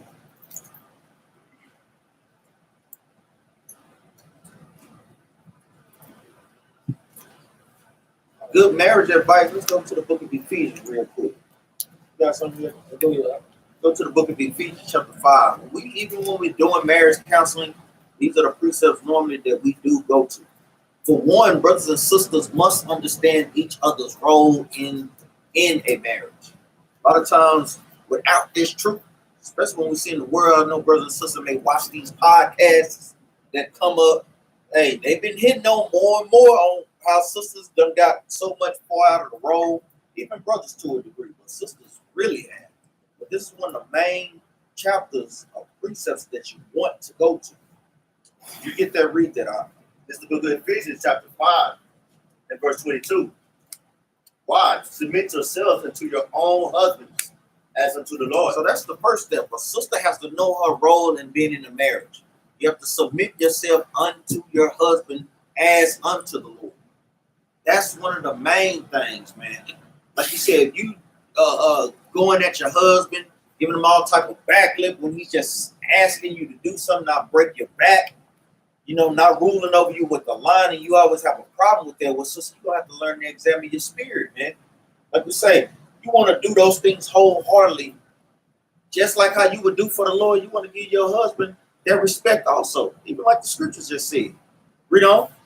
For the husband is the head of the wife. And that's the reason. The husband is the head of the wife, man. The husband is the leader in the house.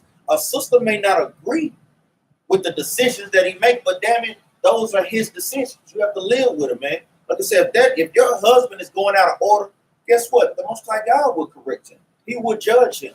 But y'all have to wait on that judgment. A lot of times, brothers and sisters get in the habit of trying to bring judgment on them, on their damn self. No. Can't nobody bring judgment on nobody, man. Read on up. Even how much the Savior of the body. Read on. Therefore, as the church is subjection unto the Mashiach, so let the wives be to their own husband in everything. In everything. And it's also precepts for what? Genesis chapter 3, verse 18, Genesis chapter 2, verse 16. Those are precepts for those things, man, in everything. So whatever he's telling you, as long as it's according to the law, sisters should be in complete submission unto those things, man. That's under the wife understanding her role. When she understands those things, we see a lot of times those things can go smoothly. Read on up. Verse 25. Husbands, love your wives. And guess what? Now it's the husband's role. Husbands, love your wives. Give me 1 Peter 5 and verse 7 real quick. Hold that precept. We're going to come back. 1 Peter 5 and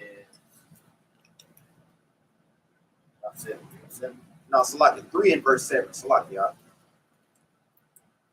Brothers and sisters that are married, y'all should know these precepts.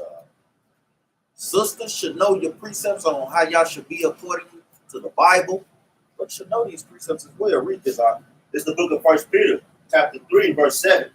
Likewise, ye husbands, do well with them according to knowledge. So we have to dwell with our wives according to knowledge. Meaning what? Teach them the laws, statutes, and commandments.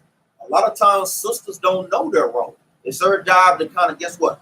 Properly give them their role according to the Bible and give them also what you expect of them, what they should expect from you. At the time, preferences are different. Go ahead, read on. Giving honor unto the wife as unto the weaker vessel. So we give honor to the wife as being the weaker vessel, meaning we have to deal with our wives in patience, meaning they're not going to grasp the truth as quickly as we do in some instances. But that still doesn't negate sisters using it as an excuse. Like you said, if you're submitting yourself unto your husband as unto the Lord, 9 times out of 10, it won't be a problem up in the house, man. A lot of times it's a breakdown of a marriage because a sister is not doing, somebody's not doing a part of their job, man. Read on. And you know the perfect example. What is the perfect example that brothers and sisters can go to? Abigail. Yeah, that's a perfect example. That's the perfect example where the sister lives in order. Guess what? The Most High God stepped in. And what happened? Her husband was judged. He got judged behind it. But guess what? Sister's not being in order. Guess what? The perfect example for the husband and wife not being in order is what? No, you keep saying that. I would give him that to a degree. What he said? He said Adam and Eve. I would give him that to a degree. in going into marriage because they both fail at their Yeah. role. But now, what was you gonna say? That's Though? true too. That's true too. That's true too. What was you gonna say? When the brother and the sister died at the door. I was gonna say Matthew, where the sister went along with her husband. Yes. Yeah, On a lie and did what? and both of them got put to death right there. In the book of Acts. Yeah, In and the then book of Acts. okay. Acts. That's the perfect example. How both of them went in on that lie. Guess what? Because that's why we said, if the husband's supposed to be dealing with his wife in knowledge, what do you think the sister's supposed to be dealing with her husband in knowledge as well? Because when the brother's dealing with his wife in knowledge, guess what, man? And the sister get out of order, guess what? You think the Most High God ain't gonna jack up on her? She got to deal with her husband, Yahushua, and the Most High. Right? Sister, y'all got something, hey. Y'all got to deal with a lot of stuff behind it. Because guess what? After he do what he do, after he say what he got to say, he back it up with Yahushua, and Yahushua agreement with him, and the Most High agreement with him. Sister, hey. And that's husband, you better be upon complete subjection of the Most High and Yahushua. Go ahead. And that's y'all sister's only job. Y'all sister's only job. Hey, obey your husband. You want to keep that thing simple. A lot of times when you go outside of that realm, that's where trouble comes in. But keep reading that 1 Peter 3:7. And as being heirs together of the grace of life, that your prayers be not hindered. So we want to make sure brothers and sisters are in order and know their roles so prayers are not hindered. You want to pray for growth, spiritual understanding, get more insight into the scriptures, really meditate on what you're taking in, and really learn to apply those things. And that precept is Sirach chapter 25 and verse 8. So like we said, that's some of the things. Let's go back to the book of Ephesians, chapter 5, verse 25. Ephesians chapter 5, verse 25. Husbands, love your wives, even as I myself also love the church. So just like Christ loved the church going into the Israelites, guess what? You should love your wives the same way, man. Meaning what? Apt to ready to teach them. Christ was out there teaching the church, man. Because a lot of times, hey, they may not grasp it like you do, but you still have to be at that thing. Yeah, we do get frustrated when they don't apply the scriptures when we're asking them to. But like you say, hey, we're a group of hard-headed, rebellious people. And I understand a lot of times brothers can lose patience with that, but hey, that's the lot that we were dealt. But hey, just like, hey, if sister is out of order, she will be judged. Just like a brother that's out of order, he will be judged, man. You brothers and sisters got to make sure they stay doing their role. Read on up. And gave himself for it, that he might sanctify and cleanse it with the washing of water by the word. Read on up. That he might present it to himself a glorious church, not having spots or wrinkle or any such thing, but that it should be holy and without blemish. So he's giving a comparison. We want this the esteem. This is what we should be striving for, even in the marriage, without spot, without blemish. So you can be the example to the brothers and sisters that are in the congregation, and more so to brothers and sisters that are not even in the truth. A lot of times we got to shake that selfish spirit. Just me. No, we're doing these things not just for us, but also for them that seek learning. Literally showing them what a true Israelite marriage is all about, man. Like I said, we hate the statistics, and brothers and sisters should too. The statistics with black, so-called African Americans. The voice rate at what it is, not wanting to get married. We should hate those things, man, vehemently. Read on up. So are men to love their wives as their own bodies. He that loves his wife loves himself. So if you're loving your wife, you're loving yourself, because what it goes back to what Christ said. Y'all are one. And that's a lot of times what brothers have to understand too. The things you're doing to her, you're really doing it to yourself. And the things that sister's doing to her husband, she's really doing it to herself. Why? Let's go to Ecclesiastes right quick, chapter 9. We go back. That's why the Lord tells us to live joyfully as husbands.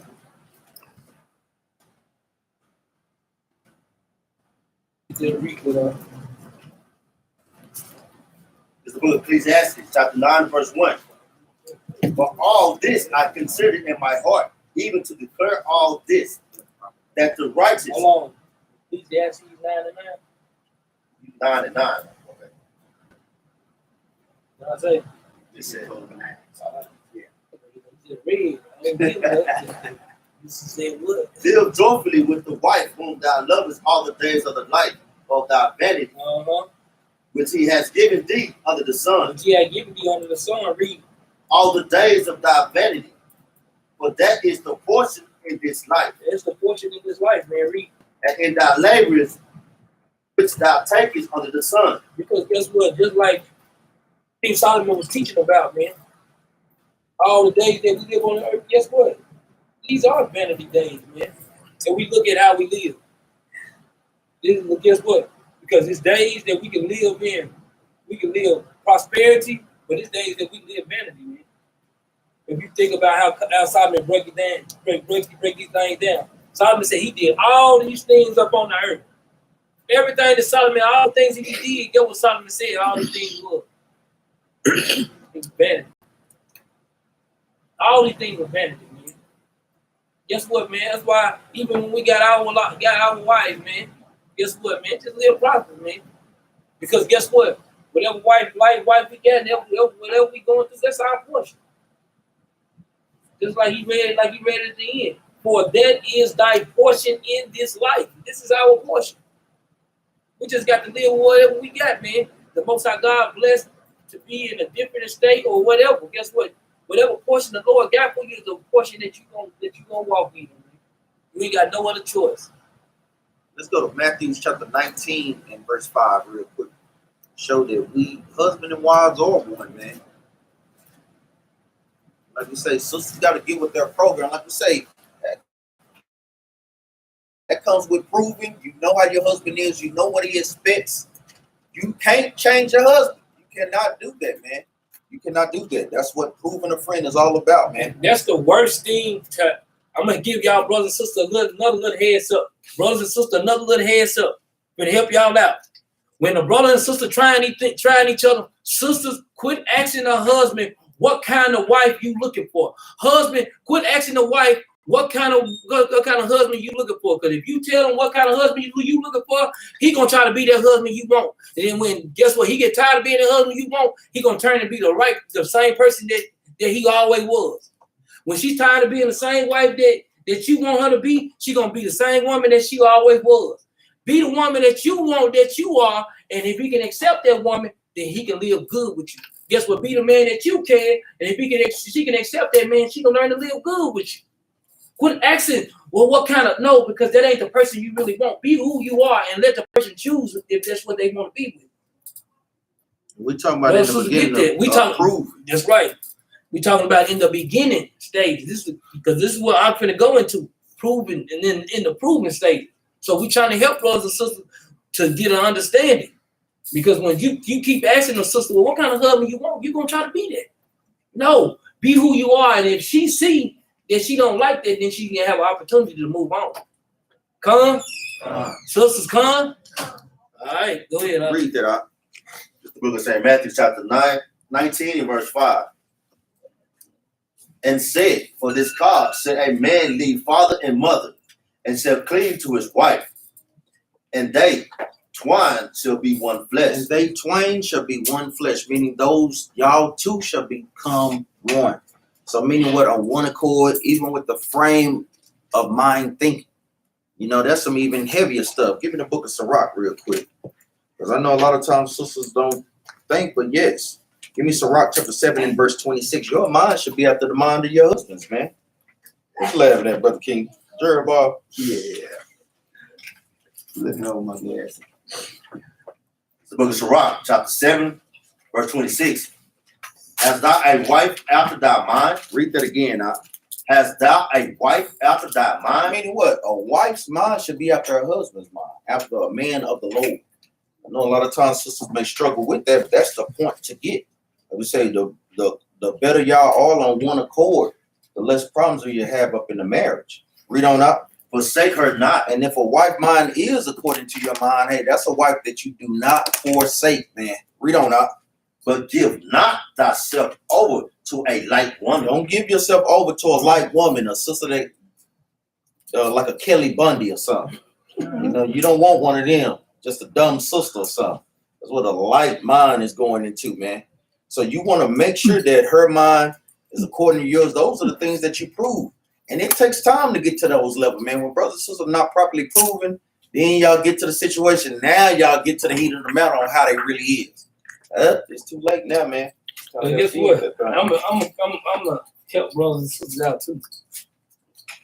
Sisters, learn your role. Get a book or a notepad. Write all the stuff down that you're supposed to do. Brothers, get a notepad and write down all the stuff you're supposed to do. Guess what? I ain't telling y'all this stuff because I didn't do it myself. Ask Maccabees. Do I not got that Maccabees myself? I had this for what? For some years. I have always had this. I always try to learn my role. Because if a husband don't know his role, he can't tell her nothing. You got to learn what's your role. How can you guide your wife and you don't know how to be guided? That's right. You don't know what proper precepts to give her to pull her out of those particular spirits that are on her. Because guess what? Because sometimes you can be out the spirit too while you leading her. It can very well happen, right?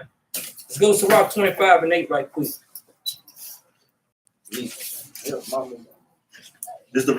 is the book of Sirach, chapter 25, and verse 8. Well is him that dwells with a wife of understanding, and that has not slipped with his tongue, and that has not served a man more unworthy than themselves. So guess what, man? This is how we looking at it. Guess what? She should be wanting to slip at the tongue. He should be wanting to slip at the tongue. Guess what? We all should be dwelling in peace. And guess what? When he has understanding, she has understanding. And guess what? And even in her ignorance, he should have understanding. In his ignorance, she should have understanding. Right? That's how we keep ourselves in this walk. Guess what? Because we don't want our prayers to be hindered, right? Right. Go ahead. Let's go back to the book of Ephesians, chapter 5 and verse 26. Book of Ephesians, chapter 5, and verse 26. That he might sanctify and cleanse it with the washing of the washing of water by the word. Verse 28. Verse 28. So ought men to love their wives as their own bodies. He that loves his wife loves himself. Read on out. For no man ever yet hated his own flesh. So you don't hate your own flesh. So you shouldn't hate your wife. Read on. But nourishes and cherishes it, even as the Lord, the church. Even as the Lord, the church, unless brothers trying to get slick and you be in there punching your damn self in the mirror and stuff. And I hate you, body. I hate you. But like we say, we should be dealing in that type of spirit, man. Those are spirits that brothers got to shape if that is the case. Read on up. For we are members of his body, of his flesh, and of his bones. For this cause shall a man leave his father and mother, and shall be joined unto his wife. Read on up. And they two shall be one flesh. Read on up. This is the point too. This is a great mystery. Meaning what? Marriage is a great mystery. Meaning what? At one time, y'all can be all lovey-dovey in love, and then 5 seconds later, it can all turn to hell. But even within that, those are trials that the Most High God is putting y'all through to see if y'all going to apply the scriptures or lean to your own understanding or revert back to your own corners. Read on up. But I speak concerning Hamashiach and the church. Nevertheless, that every one of you in particular so love his wife even as himself. Read on up. And the wife see that she revenges reverence her husband. So at the end of the day, it's literally telling you, love your wife even as yourself, and wife see that you reverence your husband. A lot of times when sisters are doing that, when brothers are doing those things, there's less problem up in the house, man. Any questions for brothers and sisters? Questions. Let's trade it out again. You got your place, King. Trade it out. What did he say, Ehud? I want to say, since you want to insult and disrespect it, them insults we don't give a damn about that. I understand all praise to the Most High. We know, but we don't give a damn about them insults. I want to hear what he had to say. I want to hear what he had to say too. I know. Bring forth his strong reason. He said he was referring to She-Saw, them gave for those pop-ups. Oh, okay. I'll read it. Yeah, read it right quick. Let me hear what he said. Hey, chat room, the people you listen to are garbage. Yeah, that's fine. Like we said, Hey, we know when we got them haters. Hey, you doing something right, man. So yeah, we don't worry about that at all. Tell them bring forth a strong reason. Well, why is the Bible garbage? Because this is what we coming out of. So brothers have to prove all things. For real. Teaching our people what we should be doing versus what our people see.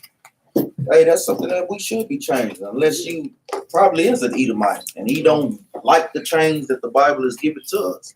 Because you know what, I'm telling you. It say many are called, few are chosen, man. Everybody ain't chosen to do this walk, man. And everybody not gonna walk this walk with you. Everybody not gonna walk this walk with you, man. It's just not. We got to accept, man. Like you say, sometimes the destruction not just come for the other nation, but sometimes destruction for our own people too. Because we got to accept both sides of it. Because sometimes, man, hey, if mama don't choose the Most High and she don't choose your house, guess what? Mama just ain't gonna make it. Mm-hmm. She just not gonna make it. And guess what? I ain't gonna lie to you. At first, it was hard for me to accept it. I ain't gonna lie, when I first got into it, it was hard for me to accept that my mama wasn't gonna make it. I said, dang, if my mom don't repent, she can't make it. That was hard for me. Why I go there and battle my mom on the phone when she down there pulled me out the truth? I can't even lie. But once I got stronger in the truth and I got more understanding, guess what? Hey, mom, you got to bear your own cross. Guess what? That's why we tell brothers and sisters to go home. You hear precepts coming out. Guess what? Study. Right? Let's go to the book of Daniel real quick, chapter 2 and verse 31.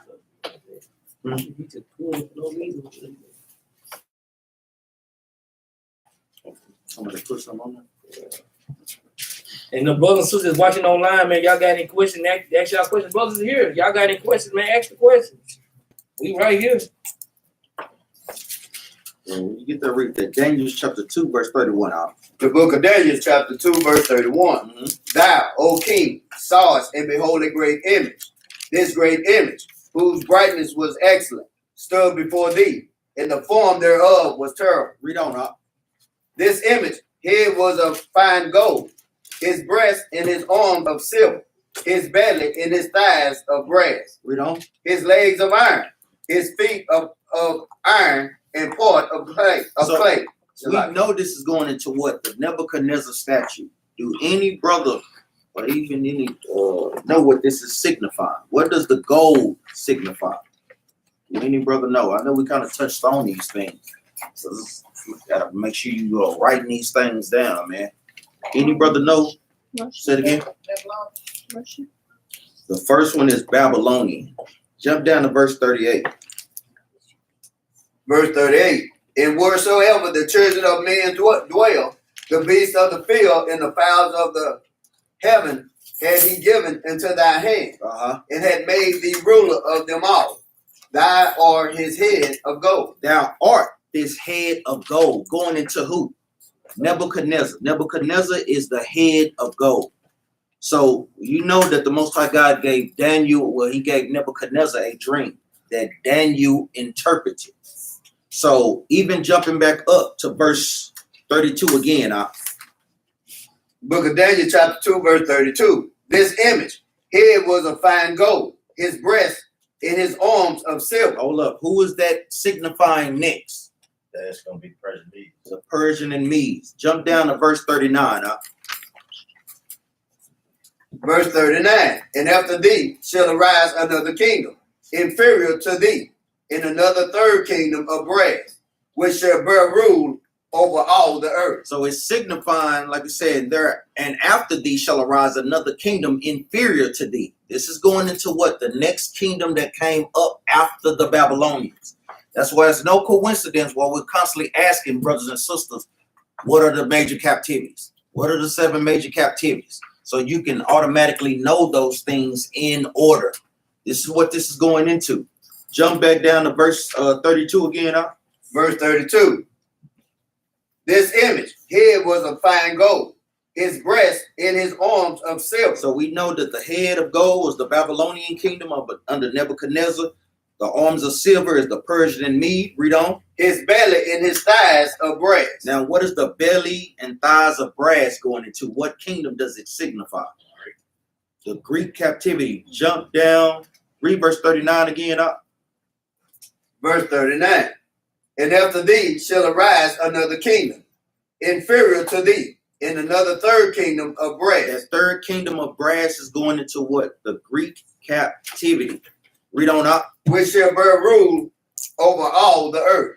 Jump back down to verse 32. Verse 32. This image head was of fine gold, his breast and his arms of silver, his belly and his thighs of brass. So if brothers can write that, sisters can write that within y'all space or within the scriptures, write those things down. You can even put Babylonian verse 38, Persian and Medes on verse 39, and Greece right there, and then going into the last kingdom. Read on up. What man? Verse 33. Verse 33. His legs of iron, his feet part of iron, and part of clay. Now, what does this kingdom signify? Rome. So you got the Babylonians, the Persian and Medes, you got Greece, then you got Rome. And these things signify the image that the Most High God gave Nebuchadnezzar in his dream. Jump down to verse 40, y'all. Verse 40. And the fourth kingdom shall be strong as iron, for as much as iron breaketh in pieces and subdueth all things. It has iron that breaketh all things, shall it break in pieces and bruise. Because when Rome stepped on the scene, they put all other nations up under submission. They came through like a whirlwind, you know. So, like we said, we know that the iron that represents their strength, represents their power. Yeah, go around, Junior. We know that it represents strength. Oh, she going about it. Yeah, somebody else, brother. Sis. Grab it.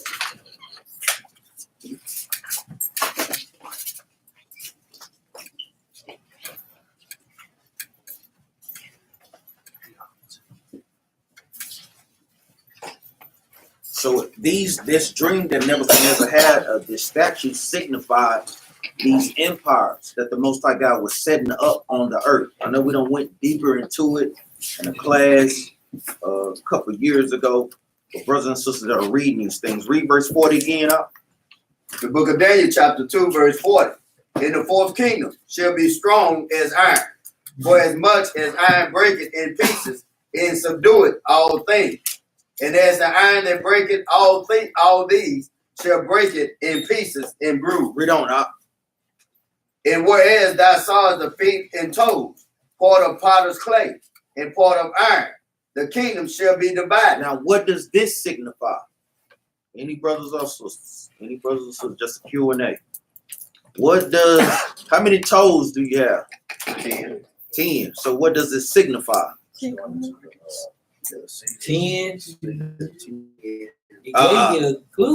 Remember, it's 12 seals of Rome. Going into the who? It's going into the 10 horns. How many toes you got? 10 horns. It's ultimately going into the 10 horns. Ultimately, the 10 horns going into what? The EU, the 10 common markets. Some people got 12 toes. Yeah, you got 12 toes, right? It's going into the 10 common markets because it said out of Rome sprang basically Great Britain, and out of Great Britain sprang America, and out of these nations basically sprang the 10 common markets. That's basically what it's going into. Read verse 41 again. I would say you have to understand world history as well, man.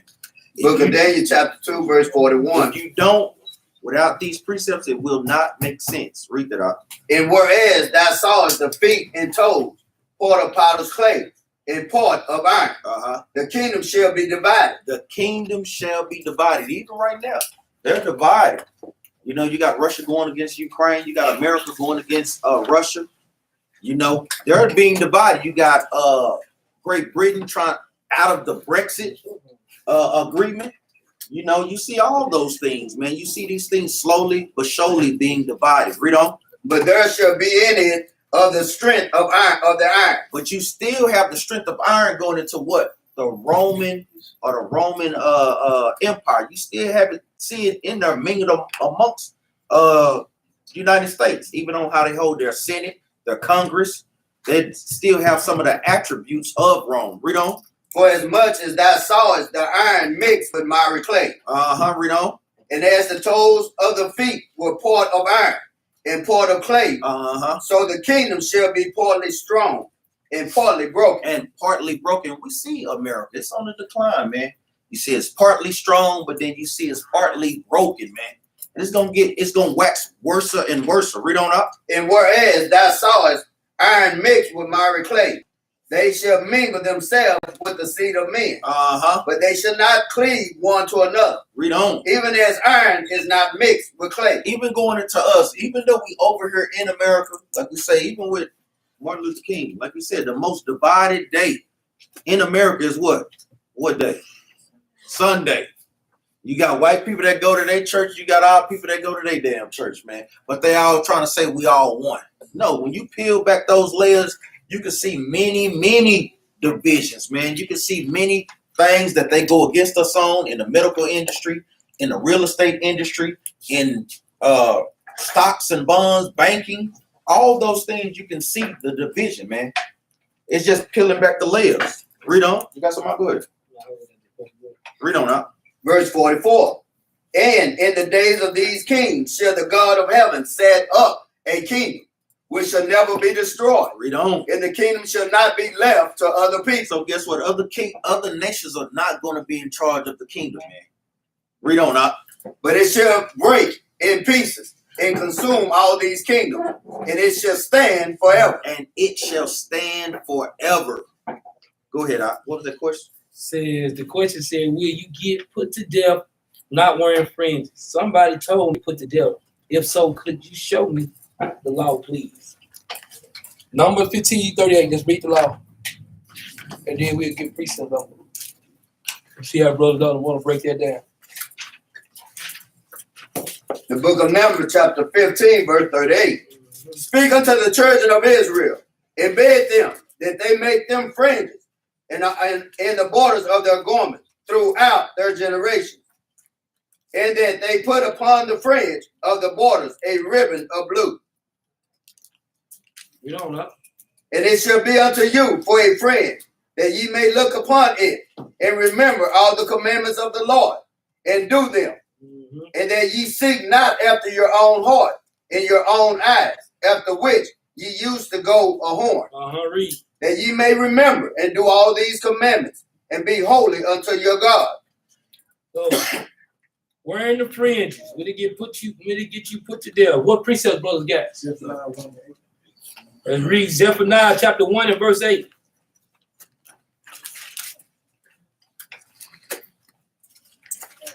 The book of Zephaniah, chapter 1, in verse 8. And it shall come to pass in the day of the Lord's sacrifice, that I will punish the prince in the king's children, and all such as is clothed with strange apparel. So, he said he's going to punish all such that are clothed with strange apparel. Meaning in what? He's going to put judgment on them, man. Like, what's another precept? Deuteronomy 22:5. Well, no, that ain't a precept. Matthew chapter 5, verse 17.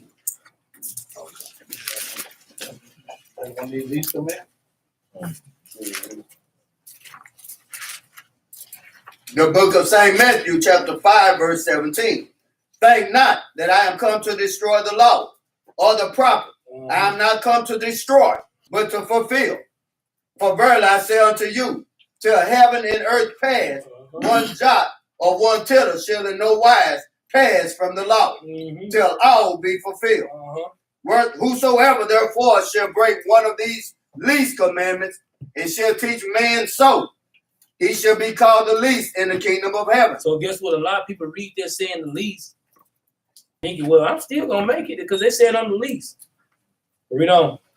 And he shall teach man so, he shall be called the least in the kingdom of heaven.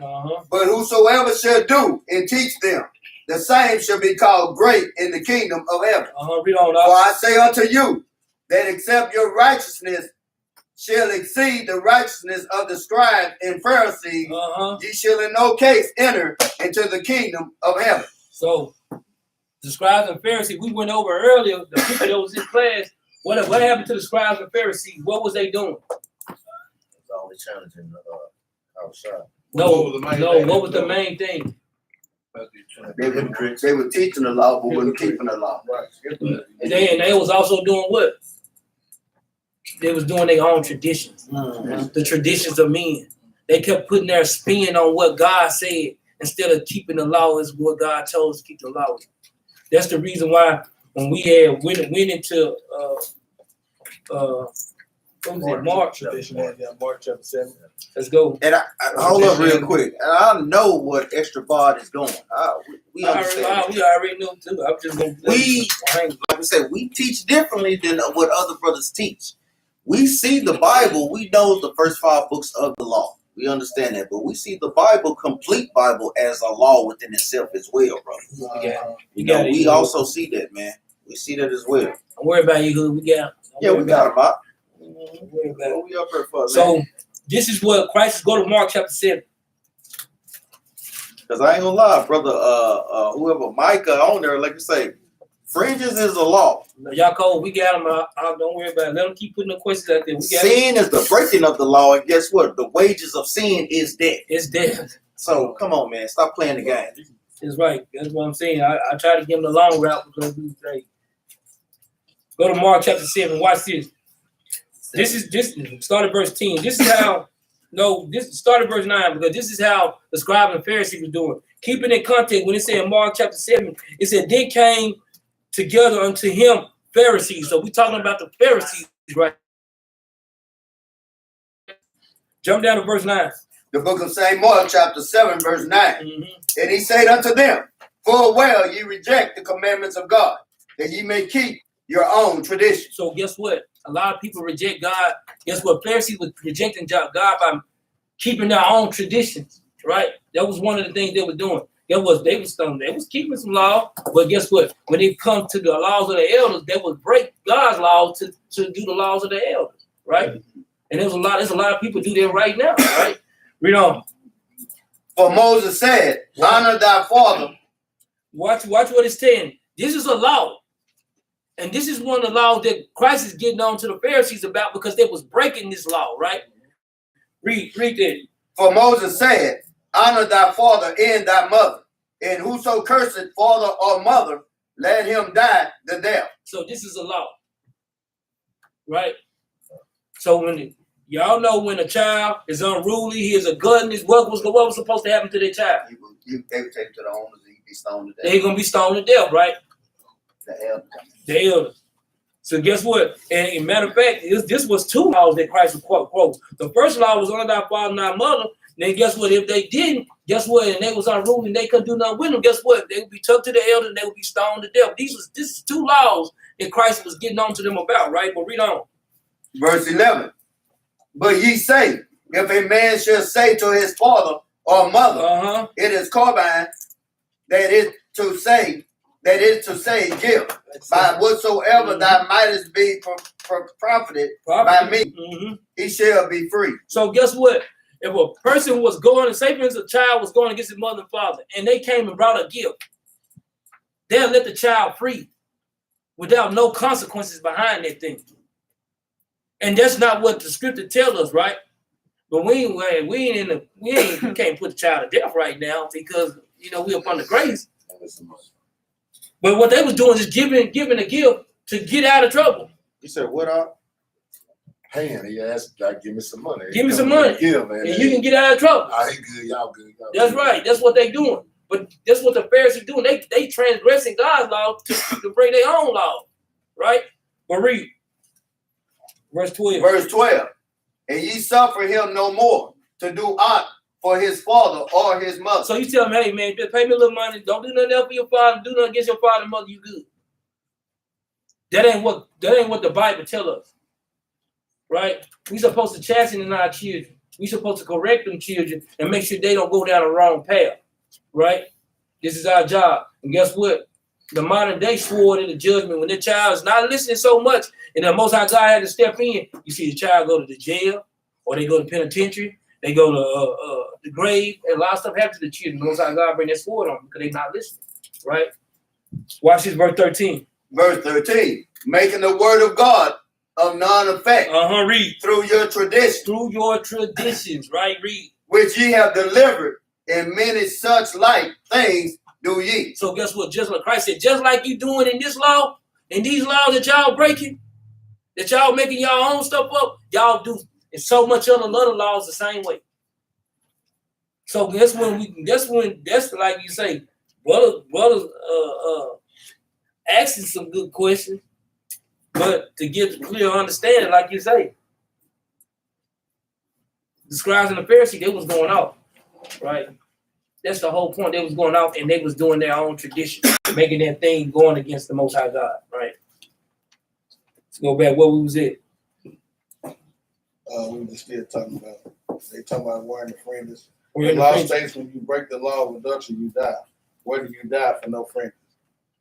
We just read it. Man. We just read it too. Number 15, 38. Zephaniah Zephaniah 1:8. He specifically wanted in the law. Like we said, Yeah. brother, we understand what you're saying, but we see the Bible as the book of the law. So get what? Let me ask you a question. Extra board. It was an extra board. Extra board. Do you go precept upon precept? That's the whole point. You can talk, but you got to go precept upon precept. Just like I said, wages of sin. Is At the end of it, that's what the Bible say, man. So that's with all commandments. That's what a lot of people trying to get away with lately. I've been getting a lot of questions on that. Just basic fringes. That's it. Fringes by just fringes. And I guess what it is, some of them don't want to wear them in public because they don't want to be seen, ridiculed, seen looking different. But, you know, we used to it. They don't even bother. I don't even get ridiculed. You know, if anything, somebody can ask you a question. Because a brother came to me one day and was saying, what did he say? Shalom, Mark. And I was like, Shalom, you know what I'm saying? And then I'm like, where you friends? We don't do that. So I'm thinking to myself, well, you know, we had got in a little discussion up at the place. I'm like, well, how would I know if you was an Israelite? I said, you understand I am because you seen the fringes. And they was on some other, I don't know what they did. They was, I think they was in that, where that dude said he Jesus Yahweh shot. Then that looked good. See, but the thing is, just like you say, when you go back to Matthew chapter 5, it said, for I say unto you that you except your righteousness exceed the righteousness of the scribes and Pharisees, ye shall in no case enter the kingdom of heaven. So when brothers and sisters, man, thinking that you can change the law of God and not do God's laws and try to find a loophole where God's law said, not wearing fringes can get you into the kingdom if the Most High God choose not to let you there. Because he said, when we read up, for verily I say unto you, till heaven and earth pass, one jot or one tittle shall in no wise pass from the law, man, until all be fulfilled. And we know all things are not fulfilled. Why? Because Christ ain't came back to redeem us out of this captivity, right? Oh, let me get this precept. Even just on a common sense level, if you don't want to wear fringe, that ultimately goes into you doing what? Willfully sinning. That's right, man. Let's go to Hebrews chapter 10, verse 26. And that's ultimately what it is, brother. Just stop making excuses, brother, and just, hey, because like even the brother said, Romans chapter, what is it? And the wages of sin is death, ultimately, brother, because you dibbling and dabbling into, guess what, you're not going to do them because of that. So eventually that will get to that point, though. But like we say, initially you first into the truth, you don't know not to where your fringes know. But once you show a pattern of willfully sinning, that's where the judgment comes in at. Read this right quick. The book of Hebrews chapter 10, verse 26. For if we sin willfully, after that we have received the knowledge of the truth, there remaineth no more sacrifice for sin. So if you know that we must keep the commandments and wear fringes, and you're constantly not doing that, the scripture is plain on that. Then you will be in sight of that judgment. That's the point, bro. So just like I was going into, like you say, on the common sense level, on this bro, Just like we going into different precepts, pulling this thing to try to get edification. But this extra boy guy, bro, we understand about offenses, yeah, and you can get killed for offending your brother too. This is going into breaking God's law, period, can get you into the lake of fire. This is what brothers and sisters fail to realize. You can get judged at any moment for committing any sin. Because when your grace runs out, that's it. You're gonna have to make good wherever it's at, man. So brother can sit here and play the game. If you don't want to wear fringes, brother, that's on you. Guess what, man? We're gonna keep the commandments and try to endure to the end. And a lot of brothers and sisters, they want to come and they want to play semantics. That's what they keep I'm gonna say it for real. We're not playing semantics. We're not playing the game. Oh, I don't see it in the law. I don't see it in the Torah. I don't see it in the first 5 books of the law. Is the law only in the Torah? That's right. Let's go to Joshua 1:8. I brought this out last night, man. Because I'm like, is Joshua part of the Torah? Huh? Another question. Joshua not part of the first 5 books, right? Well, let's see what Joshua's saying in 1:8. The book of Joshua, chapter 1, verse 8. This book of the law. Hold on, this what? This book of the law. But Joshua is not part of the Torah. So that means that this cannot be talking about just the Torah. That means this is talking about this whole book, this whole Bible, front, back, old and new. This book of the law. Joshua's referring to as the book of the law, not the book of anything else, but the book of the law. So if we go to Zephaniah and show you extra whatever, that you will be killed for not having a fringes on. And if we go to another book and show you, this is a book of the law. This is what this book is. The Bible is a book of laws, man. Read this again. The book of Joshua, chapter 1, verse 8. This book of the law shall not depart out of thy mind. But thou shalt meditate therein day and night. So this thing should be on you day and night, whatever. That thou mayest observe to do according to all that is written. Some that is written in. To do according to all that is written. All that is written in. We got to do everything that's written in this Bible from the front to the back. Oh, well, you don't see it in the Torah. Who are you? I mean, we honest with this thing. I don't see it in the Torah either, but I see it in Zephaniah. But I see it in Deuteronomy. We got precepts to go into it and see it. It said all that is written therein, that thou mayest what?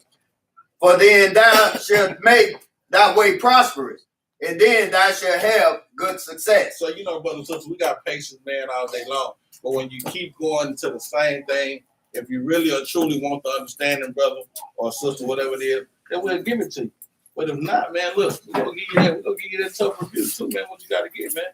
But we can't play some hands with the Father, man. So this whole book of the Bible is the book of the law. Basically. Go ahead. Be calm on that, man. And just like you say, let's go to 2nd Ezra chapter. We've been going through all early today. 2nd Ezra chapter 14, right quick. Go to 2nd Ezra chapter 14. And start at verse. Well, that was pretty tough. I like the verse 39. That was tough. 2nd Ezra chapter 14 and verse 39. This is the Most High God. They was burning our books and all kinds of stuff, man. And the Most High God told Ezra to do what? To write the Bible, man. But shoot, I got 35. I like 35. You 35. Which one y'all want first? 35. The book of 2nd Ezra, chapter 14, verse 35. Verse 34. Yeah, gotta get it. The book of 2nd Ezra, chapter 14, verse 34. Therefore, if so, be ye that ye will subdue your own understanding and reform your hearts, ye shall be kept alive. And after death, ye shall obtain mercy. For after death shall the judgment come. That's a cut to Christian traditionality. That's what I said earlier. That's what Christians do. They do tradition. They are traditionality. It says, what? Read 35 again, man. Verse 35. For after death shall the judgment come. After death, man. Not after old Brother Pookie got killed, man. He in the box now. No, we talking about the judgment that's going to come to everybody. Everybody's going to stand before the judgment seat. Right? Read on. For after death shall the judgment come, when we shall live again. Because Christians say that they tell you they saved right now, right? How can you be saved without going through judgment? What would you judge on? You were saved on and judged through what? It won't happen. Read on. When ye shall live again, and then shall the names of the righteous be manifest. Then the names of those that was righteous be manifest, man. Read on. And the works of the ungodly shall be declared. And the works of the ungodly, they're gonna be declared also. So that's when you go get this separation of who makes it and not I'm saved already right now through the blood of Christ and all that. Come on, man. That's a great precept. I love that one right there. Want to jump down to 39? Yeah, jump down verse 38. Verse 38.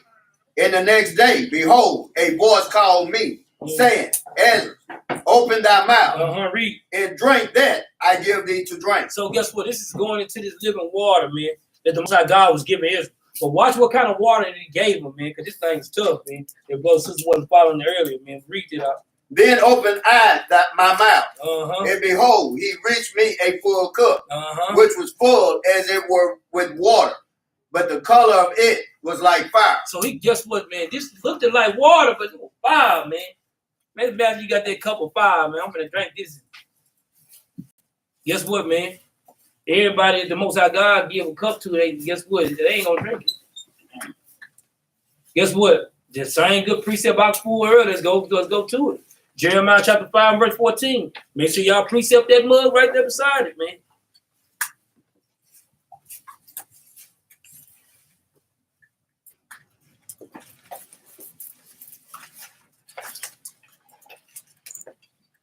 The book of Jeremiah, chapter 5, verse 14.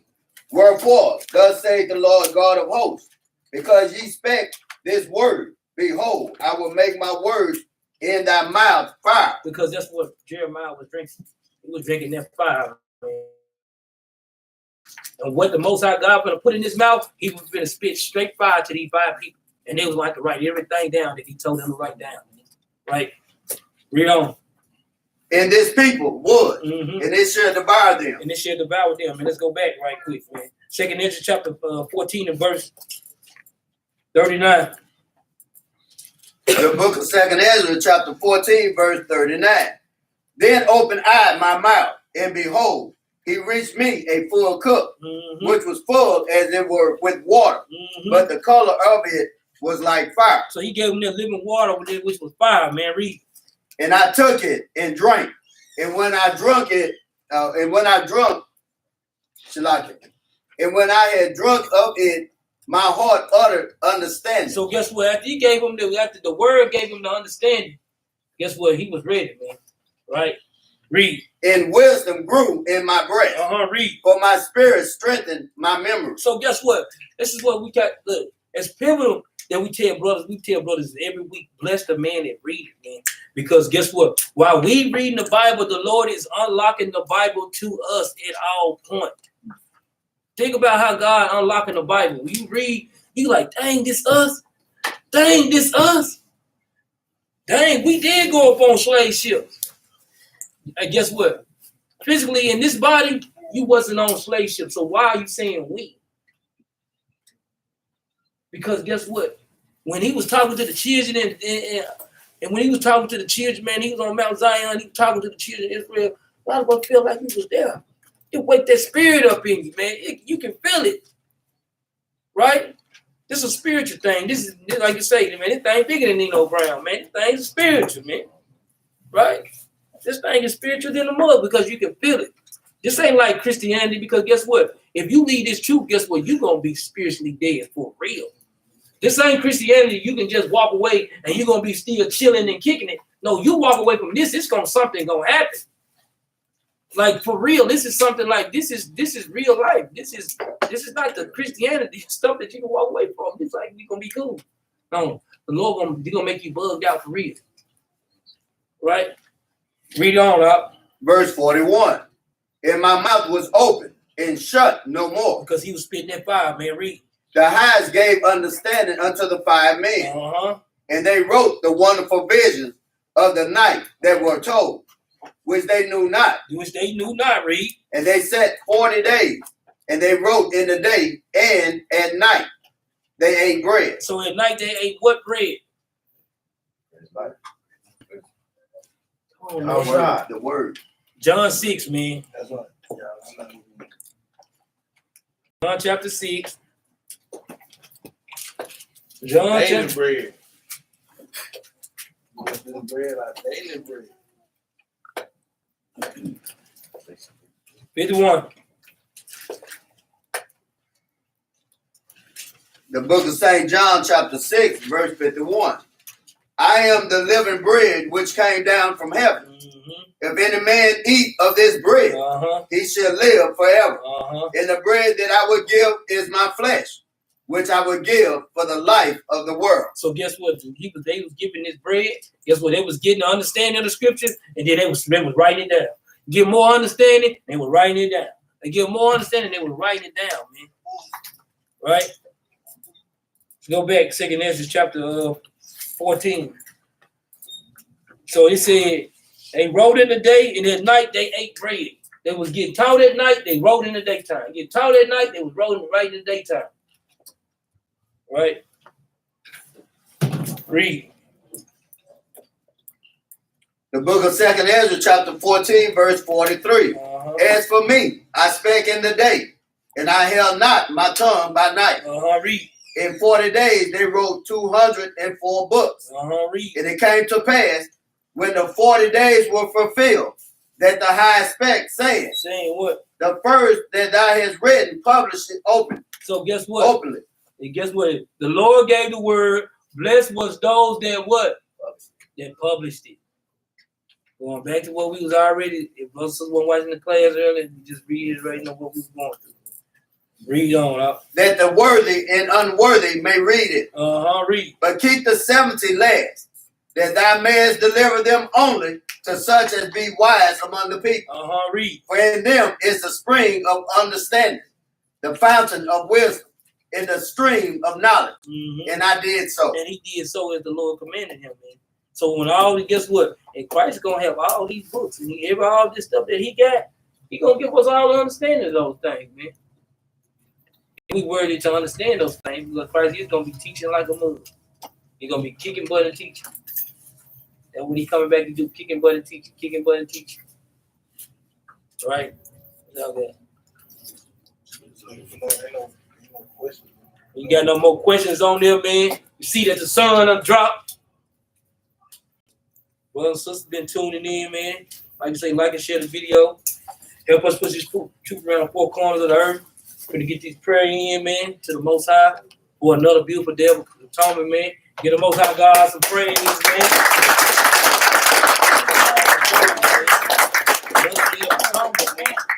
Hey, this ain't easy for everybody, man. And we know this walk ain't for everybody, man. Some people gonna accept this walk, some people just not gonna accept the Most High God, man. But guess what, man? Through our affliction, the Most High God build us up so good, man. Just like this. It's just like a mother is travailing with a child. And it hurts so bad, but when the child come out, well, she just adore the child so much. And that's how the Lord feels about us, man. He adores us so much. So, because ain't got nothing. With that, it's long. Make sure brothers and sisters